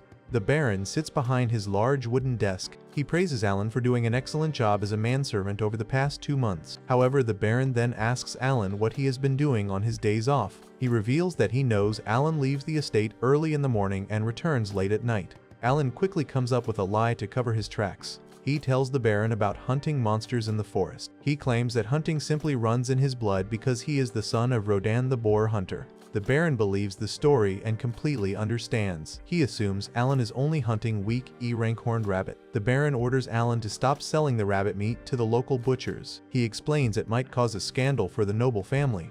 Instead, he offers to have the Granville estate purchase all the meat directly from Alan for 1 silver coin per bundle. Alan is absolutely thrilled by this arrangement. He can now hunt openly and make extra money at the same time. 6 months pass by. Alan sits inside a hollowed tree trunk in a misty forest eating an apple and reading a book. He plans to hunt at least 100 goblins today. Suddenly, his hawk summons fly down and start acting very frantic. They ignore his commands and quickly fly away into the deep woods. Alan realizes they are moving way past the 3-kilometer limit he set for them. He runs after the birds and eventually reaches a dark forest clearing. He is shocked to find Raven and his adventurer party fighting for their lives against a horde of goblins. Raven lies bleeding on the ground with a massive abdominal wound. Rita tries to hold off the goblins with her daggers. Milsey desperately tries to heal Raven but cries that she is completely out of magical energy. Alan realizes Raven will die if he does not intervene. He pulls out his new iron balls and throws them at the goblins. The iron balls do not deal enough damage to kill them. He decides to enter the fight directly.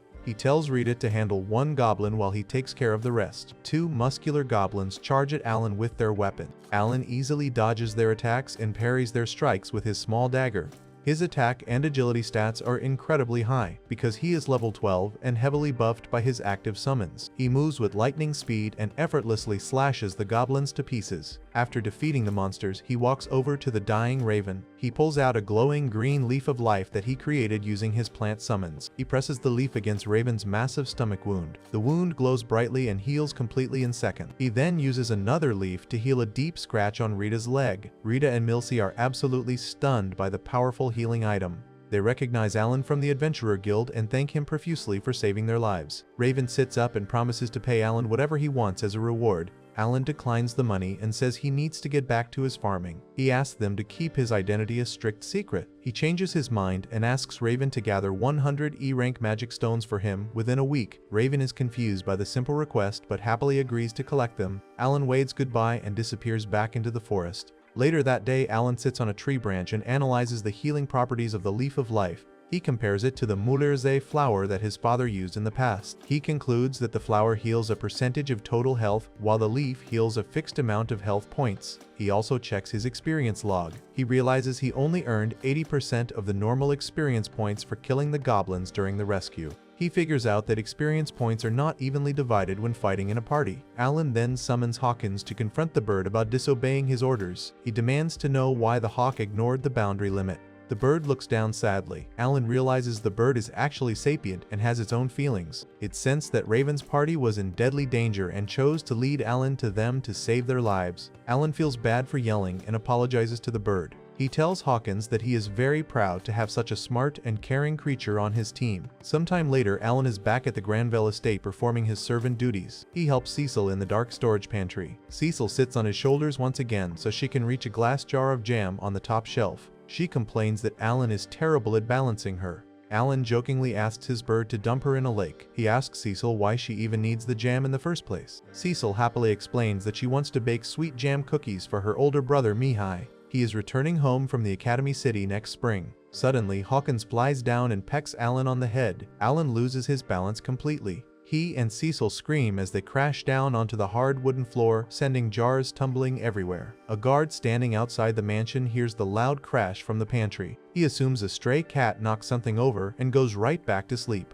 Late December arrives, and 8-year-old Alan stands by the table to serve dinner to the Granville family. The Baron enjoys the meal, but Alan knows they are just eating horned rabbit meat instead of their usual great boar. Cecil mentions that a neighboring village successfully met their hunting quota for great boars and complains that her family does not get to eat any of it. Alan explains that the king personally ordered all the extra boar meat to be sent to the royal capital for the winter festivities. Thomas gets extremely upset about missing out on his favorite seasonal meal. Cecil decides to test Alan and demands that he hunt a white deer for them instead. Thomas argues that hunting a C-rank monster is way too dangerous, but the Baron finds the idea amusing and allows it. Alan confidently accepts the challenge because he loves testing his combat abilities and wants to grind more experience points. He heads out into the snowy mountains the next day to track down the beast. He uses his summoned birds to locate a massive white deer with glowing antlers resting in the forest. Knowing he cannot defeat the giant creature in a straightforward battle,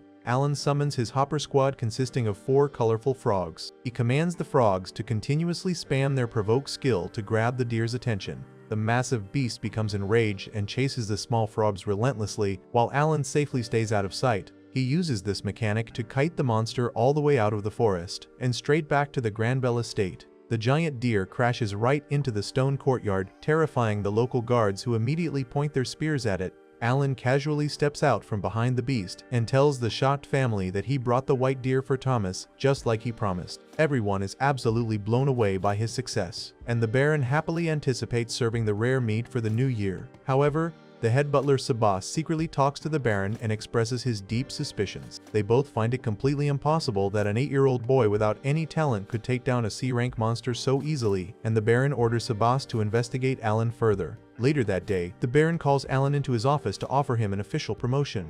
He makes Alan the family's designated huntsman and tasks him with protecting the townsfolk from monster attacks. He also offers Alan a monthly salary of 100 silver coins, which completely doubles his current pay. Alan is absolutely thrilled because he can now hunt monsters and farm experience points legally without having to sneak out of the estate at night. However, the Baron quickly crushes his dreams by stating that he still has to work as Cecil's manservant and wait tables every day. Alan realizes he will only have time to hunt on his designated days off, but he hides his disappointment and formally accepts the new position. Months pass and spring eventually arrives. Alan stands in the town square with Cecil and the rest of the family to welcome back the eldest son, Mihai. A massive magical airship floats into the station from the sky. Alan marvels at the advanced magical technology and wonders exactly what keeps the heavy ship afloat. Mihai steps off the ship and immediately hugs his younger sister.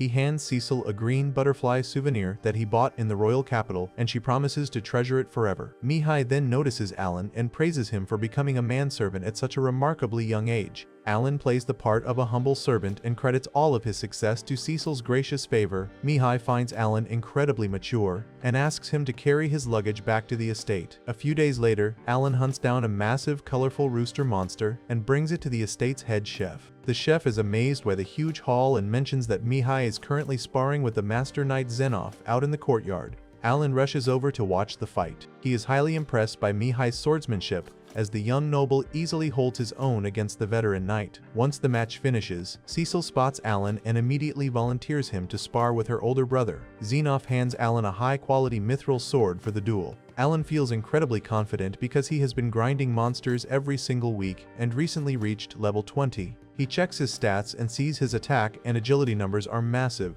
so he genuinely thinks he can win the fight. The duel begins and Alan rushes forward to strike. His attacks hit incredibly hard, but Mihai effortlessly dodges and parries every single blow without breaking a sweat. Alan tries to use his maximum speed to overwhelm him, but he quickly realizes Mihai is completely out of his league. Mihai swings his blade with blinding speed and points his sword right at Alan's face, forcing him to surrender instantly. Alan is completely shocked by the massive power gap between them. Mihai explains that he spent his entire summer clearing a deadly monster dungeon and training under a legendary sword lord at the academy. Alan realizes that people with real combat talents progress on an entirely different scale. He figures that talented nobles get to play on normal mode while he is stuck grinding for his life on hell mode. Mihai asks Alan to keep taking good care of Cecil before leaving for the academy again. Alan secretly vows to find a way to quit his servant job so he can focus entirely on leveling up and becoming stronger. By early April, Viscount Cornell travels from his neighboring territory to visit the Granville estate. The Baron serves him the fake boar meat for dinner. Cornell happily eats the horned rabbit while blatantly mocking the Baron. Cornell brags loudly about his youngest daughter taking the appraisal ceremony and turning out completely talentless. Alan is totally confused by this interaction because all the commoners he knows celebrate whenever they receive a talent. Rickle pulls Alan aside to give him a quick history lesson about the region. He explains that the White Dragon Mountains separate the two noble territories. The mountains are filled with highly valuable mithril ore, but a massive white dragon constantly nests there. The dragon violently switches sides every 100 years. Right now, it lives on the Granville side, completely ruining their mining economy and plunging their territory into poverty. Cornell is the one who snitched to the king about the boar meat just to make the Granville family suffer even more. Rickle then explains the concept of the noble's duty. If a noble child gets a combat talent, they are legally forced to fight on the front lines against deadly monsters and usually end up dying very young. Cornell is thrilled. His daughter has no talent because she gets to stay home and live a safe life. The Baron's children all have combat talents except for Thomas, meaning they are destined for brutal warfare.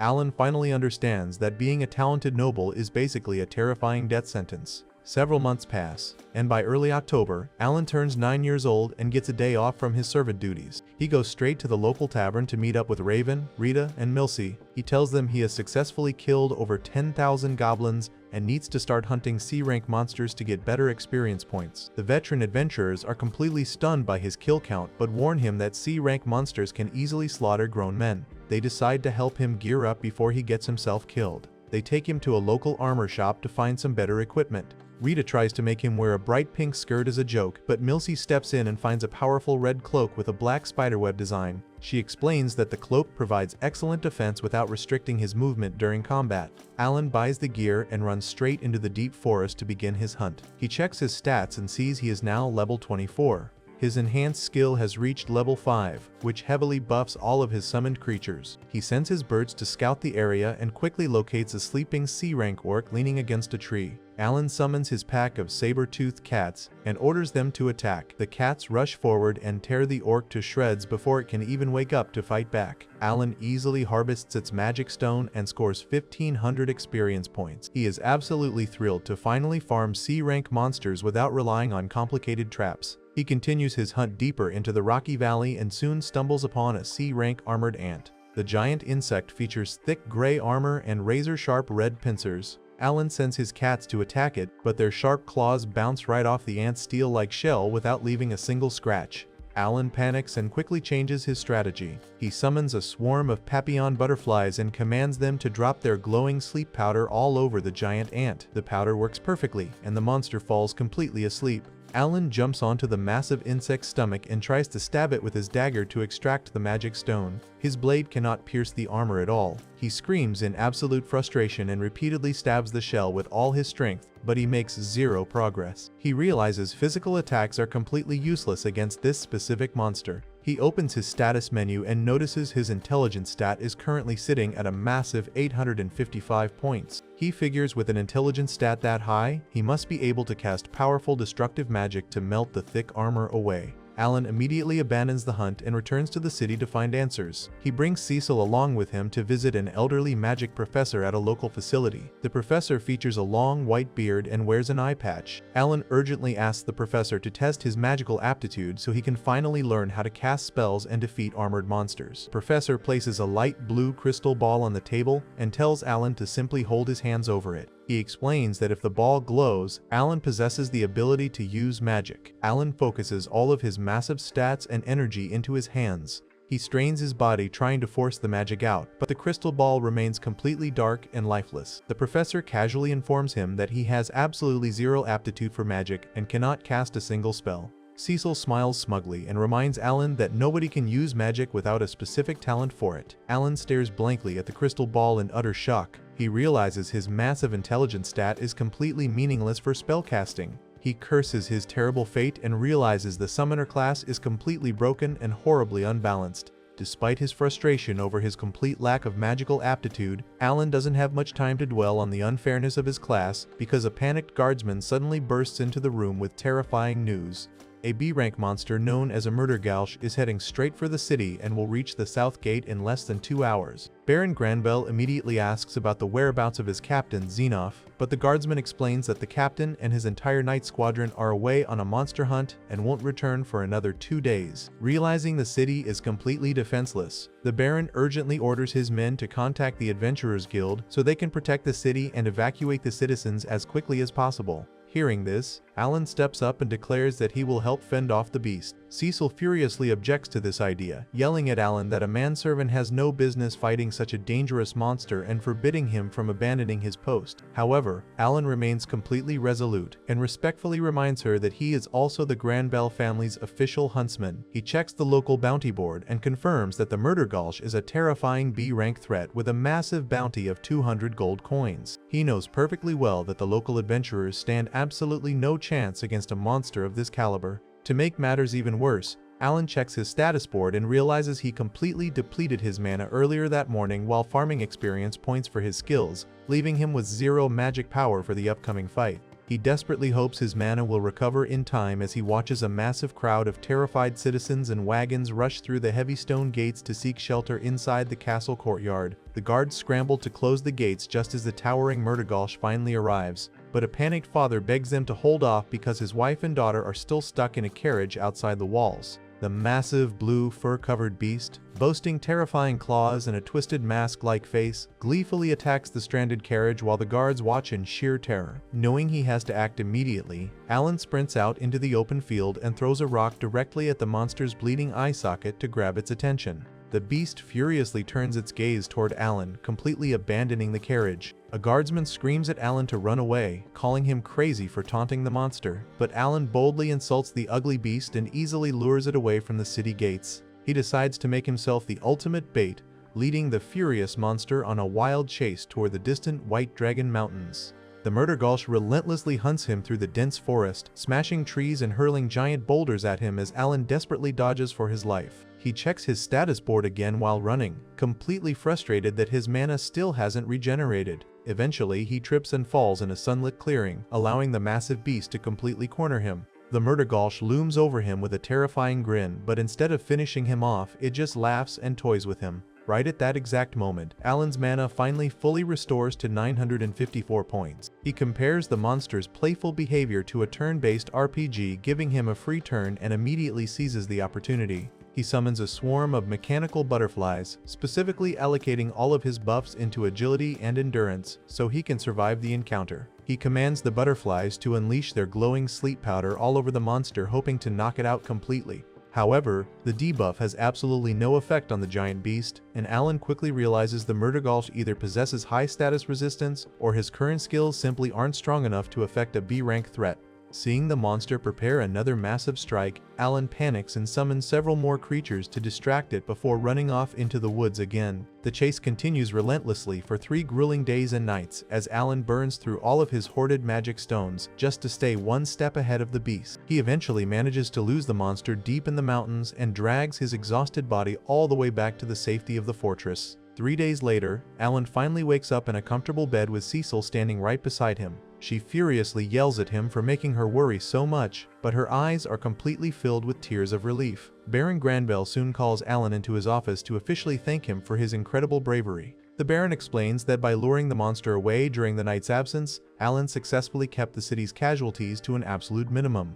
As a reward for his heroic actions, the Baron gifts him 10 gold coins from the Granville family and an additional 10 gold coins from the family he saved in the carriage. Alan is absolutely ecstatic about the massive payout because 20 gold coins is a total fortune. He immediately heads to the local shops and drops 25 gold coins on a brand new mithril sword. He ventures out into the forest to test his new weapon on some giant insects, thrilled to see the blade cut through them like butter. However, he quickly realizes that while the mithril sword is incredibly sharp, it still doesn't possess the sheer piercing power needed to break through heavy monster armor. Taking a break from hunting, Alan decides to spend the rest of the day thoroughly experimenting with his summoning mechanics. He sets up a clever test with his summoned hawks to figure out how their intelligence and memory systems actually work. He places several different items inside a bag and quizzes the birds to see if they know what's inside. Through a series of extensive tests, he discovers that newly created copies of a summon completely synchronize their knowledge with the rest of the flock, meaning they instantly know everything the previous summons learned. However, already active summons cannot update their information on the fly. This massive revelation leads Alan to realize that his summoned beasts are essentially immortal learning machines that will continuously evolve and retain knowledge as long as he stays alive. Time eventually flies by, and by early March, Alan is 9 years old and significantly stronger.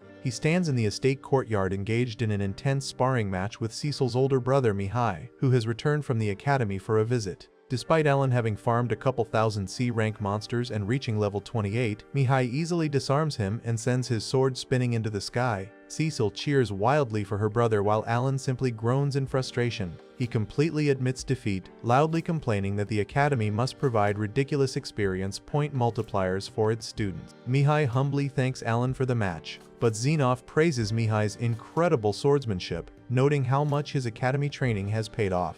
Just as they finish their duel, a frantic knight bursts into the courtyard with massive news for the Baron. He reports that the legendary White Dragon, an A-rank monster worth 1,000 gold coins, has officially migrated away from their territory and moved straight into the carnal fiefdom. The Baron absolutely erupts with joy, realizing that after a century of waiting, his family can finally reclaim the mithril mines and bring massive wealth back to their impoverished land. He immediately orders Xenoff to have the knights secure the mines and clear out all the dangerous monster burrows at the base of the mountains. Alan eagerly volunteers to help the knights clear the monsters, hoping to score a ton of free experience points. But Xenoff firmly denies his request. The captain explains that the area is swarming with high-ranking orcs and goblins, and it would be far too dangerous for Alan to tag along, especially if the White Dragon randomly decides to return. Mihai agrees and tells Alan to just stay home and focus on his schoolwork. Alan retreats to the forest completely annoyed, realizing the knights are going to steal all of his best hunting grounds and ruin his experience point farming route. Determined not to fall behind, he opens his massive black status book to review his current build. He notes that his summon, create, fuse, and enhance skills have all hit level 5, and his expansion skill has reached level 4, granting him 50 whole inventory slots. More importantly, he recently unlocked a brand new skill simply called Share. Curious about its effects, he summons a hawk and activates the Share skill.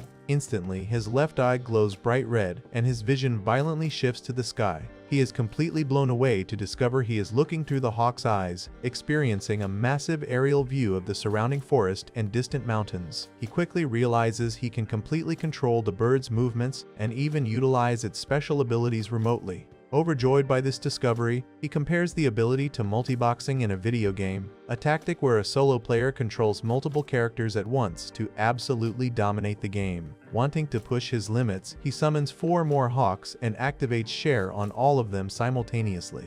His brain manages to handle 5 distinct points of view, but when he tries to add a 6th summon to the network, he gets hit with a blinding headache and collapses against a tree. After canceling the skill to stop the pain, he deduces that his ability to control multiple summons is directly tied to his intelligence stat. Since his intelligence is currently sitting at over 1100, he figures he gets 1 extra shared vision slot for every 200 points of intelligence. To test this theory, he quickly creates and summons a bunch of his newly unlocked D-rank bird creatures, which grant him massive intelligence buffs. His stat skyrockets to over 1200, and he successfully connects to 6 summons at once without any pain. Feeling incredibly confident, he decides to summon the rest of his brand new D-rank creatures to see what they can do. A giant gray bear, a massive blue spider, an armored fish, a golden knight, and a weird little potato creature materialize in the forest around him. Alan notices that almost all of these D-rank summons start with over 100 intelligence, meaning they can easily understand his complex commands. He immediately forms a plan to hunt monsters using nothing but his summons via telecommand.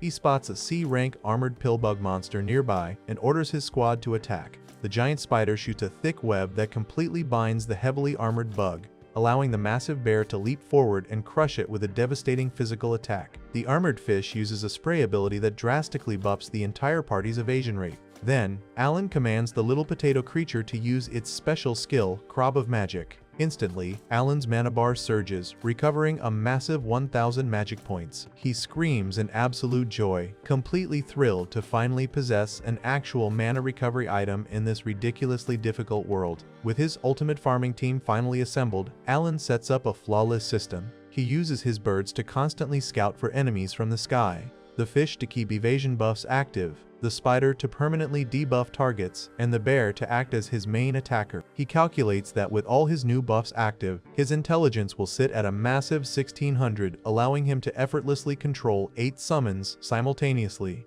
He orders his monster squad to grind experience points out in the wild 24 hours a day, specifically warning them to avoid human adventurers at all costs so they don't cause a panic. With his new automated farming setup perfectly established, Alan uses his flying summons to travel vast distances and spy on his old friends back in his home village. He watches happily through his bird's eyes as Krenna, Dagora, and Mash practice their combat skills with wooden weapons in the town square. Knowing his friends and family are doing well, Alan uses his summon to quietly drop a shiny gold coin on their windowsill under the cover of night, completely satisfied with his new life as a telecommand summoner and fully prepared to conquer the world. In October, Baron Granvelle meets with Captain Xenoph in a formal room to discuss the current status of the local mining operations. Xenoph delivers grim news, reporting that the mines and the surrounding refinery villages are now completely infested with highly dangerous orcs and goblins after sitting abandoned for so long. The Baron points out that Viscount Carnell recently tried to push his own mining operations forward, only to provoke the wrath of the White Dragon, which instantly incinerated all of his miners. Realizing his rival's operations are now completely shut down, the Baron aggressively urges Xenoph to get their closest mine operational as quickly as possible to boost the local economy. Xenoph warns that clearing out the monsters will take at least 3 years, which deeply frustrates the impatient Baron, but they both agree they must proceed with extreme caution. Meanwhile, Alan secretly eavesdrops on the entire meeting while serving drinks to the family. He realizes the knights are finally preparing to mobilize and exterminate the local monster population. Having spent the last 6 months secretly reconnoitering the area and leveling up, Alan decides he needs to act incredibly fast. He plans to leave the Granvelle estate to become a registered adventurer the moment he turns 12, but for the next 2 years, he intends to steal all the valuable experience points before the knights can wipe out the monsters themselves. Alan immediately heads out into the dense forest to completely eradicate a massive goblin fort. He summons his powerful bear beasts, affectionately calling them his Teddy Squadron, and sends them charging straight into the wooden enclosure. He strategically plans to leave the goblin spawn points completely intact, utilizing his old video game tactics to farm experience points indefinitely from the same location. However, knowing these specific goblins actively hunt and consume innocent humans, he quickly changes his mind and decides it is much safer to wipe them off the map entirely. He summons a giant blue and black spider to shoot thick streams of yellow webbing, completely trapping the goblin archers on their watchtowers and locking down their primary defenses. His bear squadron ruthlessly steamrolls the remaining goblin forces, trapping them inside the burning camp with absolutely no way to escape. Soon, the giant goblin king emerges from a large tent, wearing a gold crown and a spiked necklace while wielding a heavy weapon. Alan completely ignores the boss's intimidating presence, fully confident because his summons have easily defeated thousands of C-rank monsters by this point. One of his large gray bears easily overpowers and executes the Goblin King, granting Alan over 4,000 experience points from that single kill. He checks his floating black status book and happily confirms he racked up nearly 50,000 experience points from the entire raid. Pleased with the massive payout, Alan plans to systematically wipe out every goblin burrow scattered around the surrounding forest before eventually targeting the much stronger orc settlements. Time passes, and the new year arrives in March. Alan turns 10 years old, meaning the system's strict age restriction on his stats is finally lifted, allowing him to completely utilize his full level 34 power. He excitedly reviews his stats, noting he has amassed dozens of D-rank summon copies across various categories and is currently at his absolute strongest. At the Granvelle estate courtyard, the family happily celebrates the return of Mihai, the Baron's eldest son and Cecil's older brother. Mihai arrives carrying his heavy luggage, having just officially graduated from the academy. Cecil is absolutely thrilled to have her brother living with them again, but the joyful reunion is quickly interrupted when Mihai formally challenges Alan to a no-holds-barred duel on the estate lawn. Alan eagerly accepts the challenge, determined to test his newly unlocked stats against the 15-year-old academy graduate. The Baron and his wife watch closely from the sidelines as the intense match begins. Alan immediately utilizes his massive agility boost, darting rapidly across the grass and launching a flurry of heavy strikes with his glowing blue sword. However, Mihai effortlessly anticipates every single attack, calmly parrying Alan's massive swings with his own silver blade. Alan quickly realizes that his raw speed advantage means absolutely nothing against Mihai's superior sword mastery skill and overwhelmingly high attack power. No matter how hard Alan pushes the offensive, he cannot throw Mihai off balance.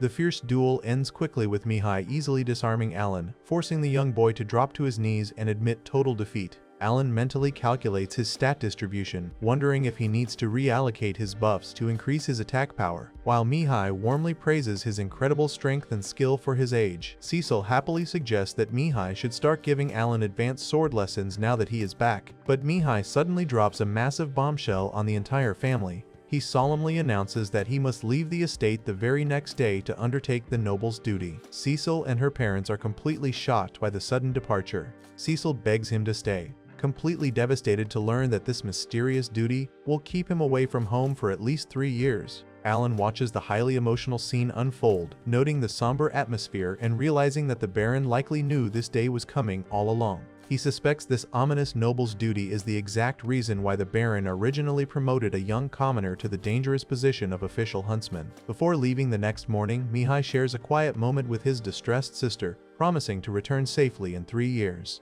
He then approaches Alan near the carriage, firmly grabbing the boy's head and heavily making him swear to protect Cecil no matter what happens. Alan quickly agrees, sensing a strange tremble in Mihai's hands just before the young noble boards the red and black carriage and rides off to fulfill his deadly obligation. By May, Alan successfully reaches level 35 after completely eradicating every single goblin nest in the entire region. Feeling highly confident in his massive stat boosts, he decides it is finally time to conquer the massive local orc burrow. He marches straight into the dense forest with a giant army of summons, including heavily armored golden knights to act as defensive shields, giant bears for brutal physical attacks, and flying birds for aerial support. The orc forces quickly notice the intrusion and launch massive volleys of arrows from their wooden watchtowers. Alan calmly stands behind his golden knight summons, letting their massive shields easily block every single incoming projectile. Since he cannot actually see his summons' health bars, he worries about them taking too much hidden damage, so he quickly adapts his strategy by summoning his giant spiders to trap the orc archers in thick yellow webbing. With the enemy's ranged attacks completely neutralized, Alan eagerly commands his bear squadron to aggressively charge the settlement.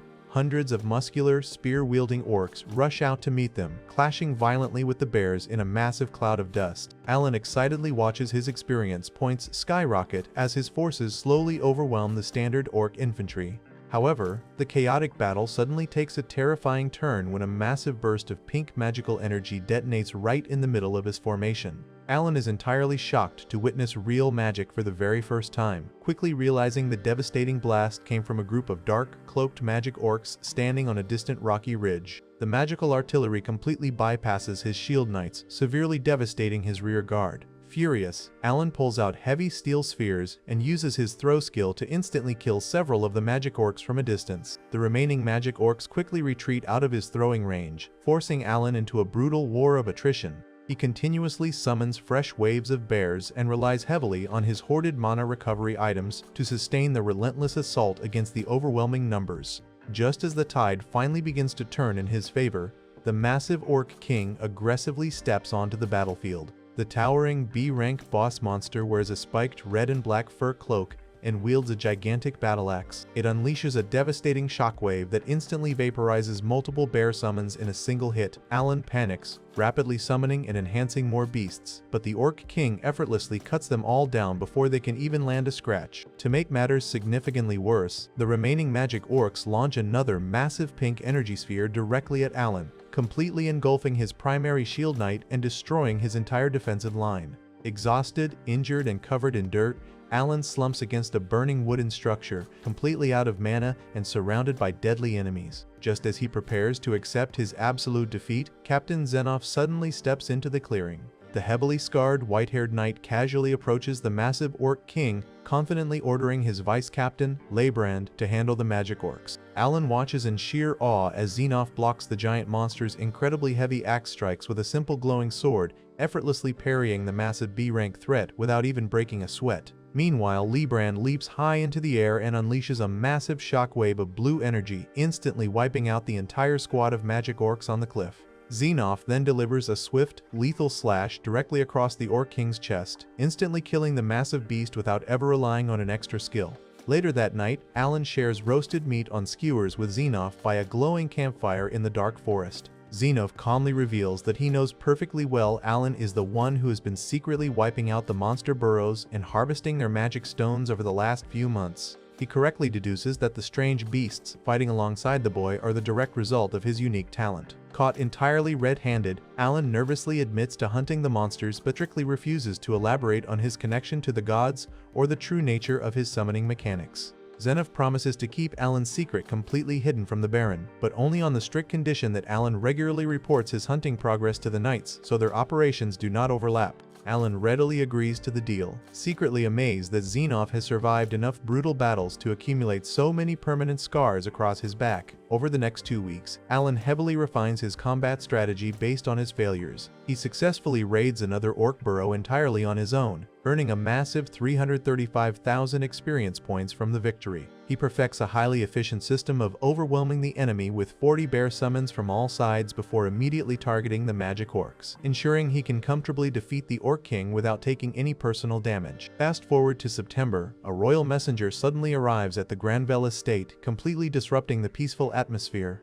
The messenger coldly presents the Baron with a stack of papers containing Mihai's personal diary entries from the military barracks. He bluntly announces that Mihai dutifully carried out his assigned mission but was killed in action. The entire family is completely devastated by the horrific news. The Baron furiously lashes out at the royal envoys, aggressively accusing them of treating his son like expendable fodder just because they are lower-ranking nobles. He fiercely points out that Mihai was fresh out of the academy and never should have been sent on such a deadly assignment after only 6 months. The messengers coldly ignore his anger and simply excuse themselves to deliver more death notices to other families. Cecil sits slumped at the table crying uncontrollably over the loss of her beloved brother. Looking on with a deeply worried expression, Alan suddenly remembers how strangely Mihai acted before he left, realizing the young noble likely knew he was marching straight to his death. Desperate for answers, Cecil forcefully demands to know the truth about this mysterious duty, but the Baron immediately orders Alan, the maids, and the other servants to clear the room so he can speak with his daughter privately. Alan waits anxiously in the hallway, listening to the muffled conversation through the thick wooden door. He overhears Cecil furiously yelling at her father, completely appalled by the revelation that the so-called noble's duty essentially forces young aristocrats to sacrifice their lives for the kingdom. Before the Baron can calm her down, Cecil bursts out of the room in tears and sprints down the hallway, completely ignoring her father's desperate pleas.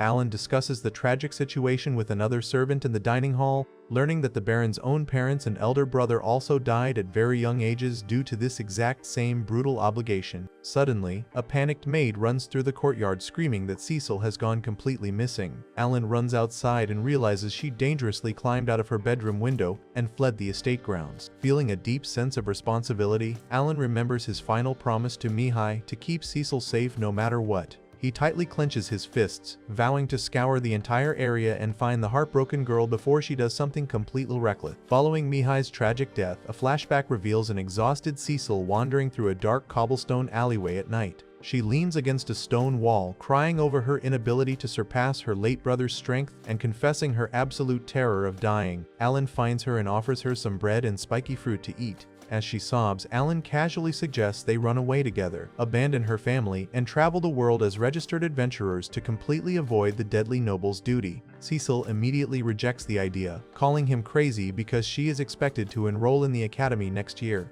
Alan reminds her that it is her life and she should choose how to live it, prompting Cecil to decide she wants to return home. She demands a piggyback ride because her legs hurt, and Alan obediently carries her through the dark streets back to the manor. Upon arriving, Baron Granville rushes out to hug his daughter and tries to ease her fears. He promises that once the mithril mines are fully operational, he will gift the mining rights to the royal family to purchase an official exemption for her, completely freeing her from the noble's duty. However, Cecil fiercely rejects this easy way out. To prove her resolve, she engages in a brutal mock battle with an ice magic instructor in the courtyard. She vows to stop running from her responsibilities and swears to follow in Mihai's exact footsteps to become a strong warrior. Time jumps forward to March, making Alan 11 years old. The Granville fiefdom has returned to normal over the past 6 months, largely because Alan secretly exterminated all the local orc burrows by himself to grind for experience points. Inside the manor, the Baron and Captain Xenoph discuss their plans to resettle the mithril refineries and resume full mining operations by the summer. Their only lingering concern is the suspicious lack of aggression from their rival, Viscount Carnell, who lost his own mining access. Meanwhile, Alan ventures high into the snowy White Dragon Mountains alone, noting that the Baron strictly forbade Cecil from joining him on these dangerous hunts. Alan's current goal is to clear out a massive nest of armored ants to ensure the safety of the incoming mithril miners. He locates the cave entrance and estimates there are over 1,000 soldier ants and a powerful queen inside. Knowing the narrow entrance prevents a full-scale invasion, he summons a diverse team of beasts, including a giant spider, a flying fish, and his fierce bear squadron to thin the enemy numbers. 1 month passes, and an exhausted Alan realizes he has slaughtered over 2,000 ants without making any real progress. He returns for another month of relentless grinding, racking up over 5,000 kills, but the endless stream of bug monsters completely blocks him from entering the nest. He deduces that the queen must be eating the corpses of the fallen ants to rapidly lay new eggs. Changing his strategy, Alan summons a white owl and uses a vision-sharing skill to scout the dark, maze-like tunnels without putting himself in danger. His first owl flies deep into the cavern but gets ambushed and killed by a giant mechanical spider. Unfazed, Alan summons a second owl and successfully navigates the complex labyrinth, eventually discovering a massive underground chamber filled with thousands of glowing green eggs. Deciding it is time to finish the job, Alan pushes into the deep cavern and finally confronts the queen armored ant, a gigantic white segmented monster with a black ant head. He holds up his lantern and immediately orders his bear squadron to attack the smaller soldier ants first. The bears rush forward, intercepting the rolling spherical ants and tossing them aside. Alan then summons a massive worm creature with purple spots and a pack of black dog beasts to assist in the chaotic melee. The dogs viciously tear into the black ant monsters, instantly turning them into blue dust. Alan spots an opening and commands his bears to attack the queen directly. The bears leap onto the massive white bug and bite ferociously into its soft flesh. The queen screeches in absolute agony as glowing streaks of light erupt from her body. The giant bug finally succumbs to the massive damage and completely disintegrates into a large cloud of blue dust. Alan checks his system notifications and happily confirms he gained 45,000 experience points from the boss kill. Since it is far too late to travel back to town, he camps overnight in the dark cave with his bear summons. Before leaving, he harvests a massive cluster of blue mithril crystals and the queen's orange exoskeleton as undeniable proof of his victory. The next day, Alan returns to the manor and presents the rare items to the Baron, Xenof, and Cecil in the courtyard. They are initially highly skeptical of his story until he shows them the pure mithril ore. The Baron is absolutely astounded and confirms Alan has discovered a brand new, highly lucrative mithril vein. As a reward for his incredible find, the Baron officially grants Alan a 30% stake in the future mining operations. Alan happily accepts, realizing this deal will secure him a massive fortune over the coming years. By October, Alan turns 12 years old and continues working as a server in the manor's busy kitchen. Despite his newfound wealth and safety, he feels incredibly bored with the comfortable lifestyle and desperately misses the thrill of hardcore combat. His mundane routine is shattered when a royal messenger suddenly arrives alongside the rival lord, Viscount Carnell. Sensing serious trouble, Alan eavesdrops on their meeting in the dining room. The pale royal messenger presents a legally binding contract dictating that the Granville and Carnell fiefdoms must co-manage the White Dragon Mountains and split all mithril profits equally to ensure economic stability for both regions. Carnell acts incredibly smug, revealing he has already signed the document. The Baron slams his hand on the table in pure outrage, furious that Carnell expects half the profits after contributing absolutely nothing to clearing the dangerous mines. However, the Baron quickly realizes he is trapped, knowing that refusing the royal order would make his family look greedy and treasonous. Desperate to stall for time, the Baron claims the decision is too important to rush, and announces he will visit the royal capital to appraise the situation as soon as Xenof returns from his patrol in 2 days. Carnell angrily accuses the Baron of being blinded by greed and violently storms out of the room. Back in the kitchen, Alan discusses the dire political trap with the head chef, agreeing that Carnell will definitely stab them in the back. Suddenly, a loud commotion breaks out on the upper floors. Alan rushes up the grand staircase and finds a servant lying dead in the hallway next to a massive hole blown straight through the manor's wall.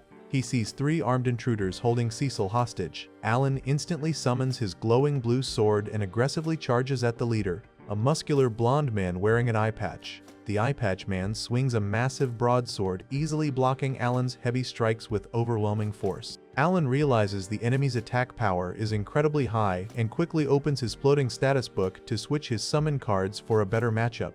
However, before Alan can execute his new strategy, the eye patch man easily overpowers him and knocks him completely unconscious. Sometime later, Alan wakes up to find himself tightly bound with thick ropes in a dark storage room. He sees Cecil lying right next to him, still unconscious and gagged with white bandages. The 3 kidnappers sit on wooden crates nearby, casually discussing their plan to sell Alan as a slave to make some quick money. Suddenly, their boss, a pale man with white hair and fangs named Dagra, enters the room. Dagra violently punches the red bandana kidnapper in the stomach for making unauthorized plans and sternly warns the group that he is the one calling the shots. He orders his men to kill Alan immediately if the boy causes any trouble and then walks out. The remaining kidnappers nervously discuss DeGraux's terrifying reputation, noting he is a ruthless war veteran whose combat skills rival Captain Xenop's abilities. Realizing he dropped his mithril sword during the earlier fight, Alan quietly assesses his limited options. He knows summoners can still fight effectively as long as their vision is not obscured. He secretly uses his floating book to summon a small, colorful bird behind some metal bars. He activates his vision-sharing skill and sends the bird out of the storage room to scout an escape route. The bird flies through the metal corridors and discovers they are not in a simple warehouse, but actually aboard a massive, luxurious flying magic airship high above the clouds. The bird continues exploring and flies into a lavish wood-paneled lounge with a large geometric window showing the starry night sky. Inside, Alan spies Viscount Carnell drinking red wine and laughing with the royal messenger. Alan listens closely as Carnell brags about orchestrating the entire kidnapping to force the Baron to surrender the valuable mining rights. Carnell coldly states that he already sent a threatening letter to the Baron, and if Granvelle still refuses to sign the contract, he will chop off Cecil's hand and mail it to him as a final warning. Furious at this incredibly dirty tactic, Alan immediately cuts the vision sharing and focuses his attention back on his physical surroundings in the storage room. The kidnappers notice that Cecil is waking up and cruel mock her. The eye patch man threatens to kick her repeatedly until she learns to obey them. Knowing time is running out, Alan decides to act instantly. He quickly reallocates his character stats, optimizing his build specifically for player versus player combat. He opens his interface and summons a massive, glowing butterfly named Papillon. A brilliant flash of white light fills the dark room as the large insect materializes. Before the kidnappers can react to the sudden intrusion, Alan commands the butterfly to release a thick, swirling cloud of glowing yellow sleep powder. The dense, magical sparkles quickly envelop the three men. The eye patch man looks around in total confusion just before the powerful sleep effect takes hold, instantly incapacitating him and his two accomplices. With the kidnappers completely passed out on the floor and the immediate threat neutralized, Alan breaks free from his restraints and prepares to launch his full counterattack to save Cecil.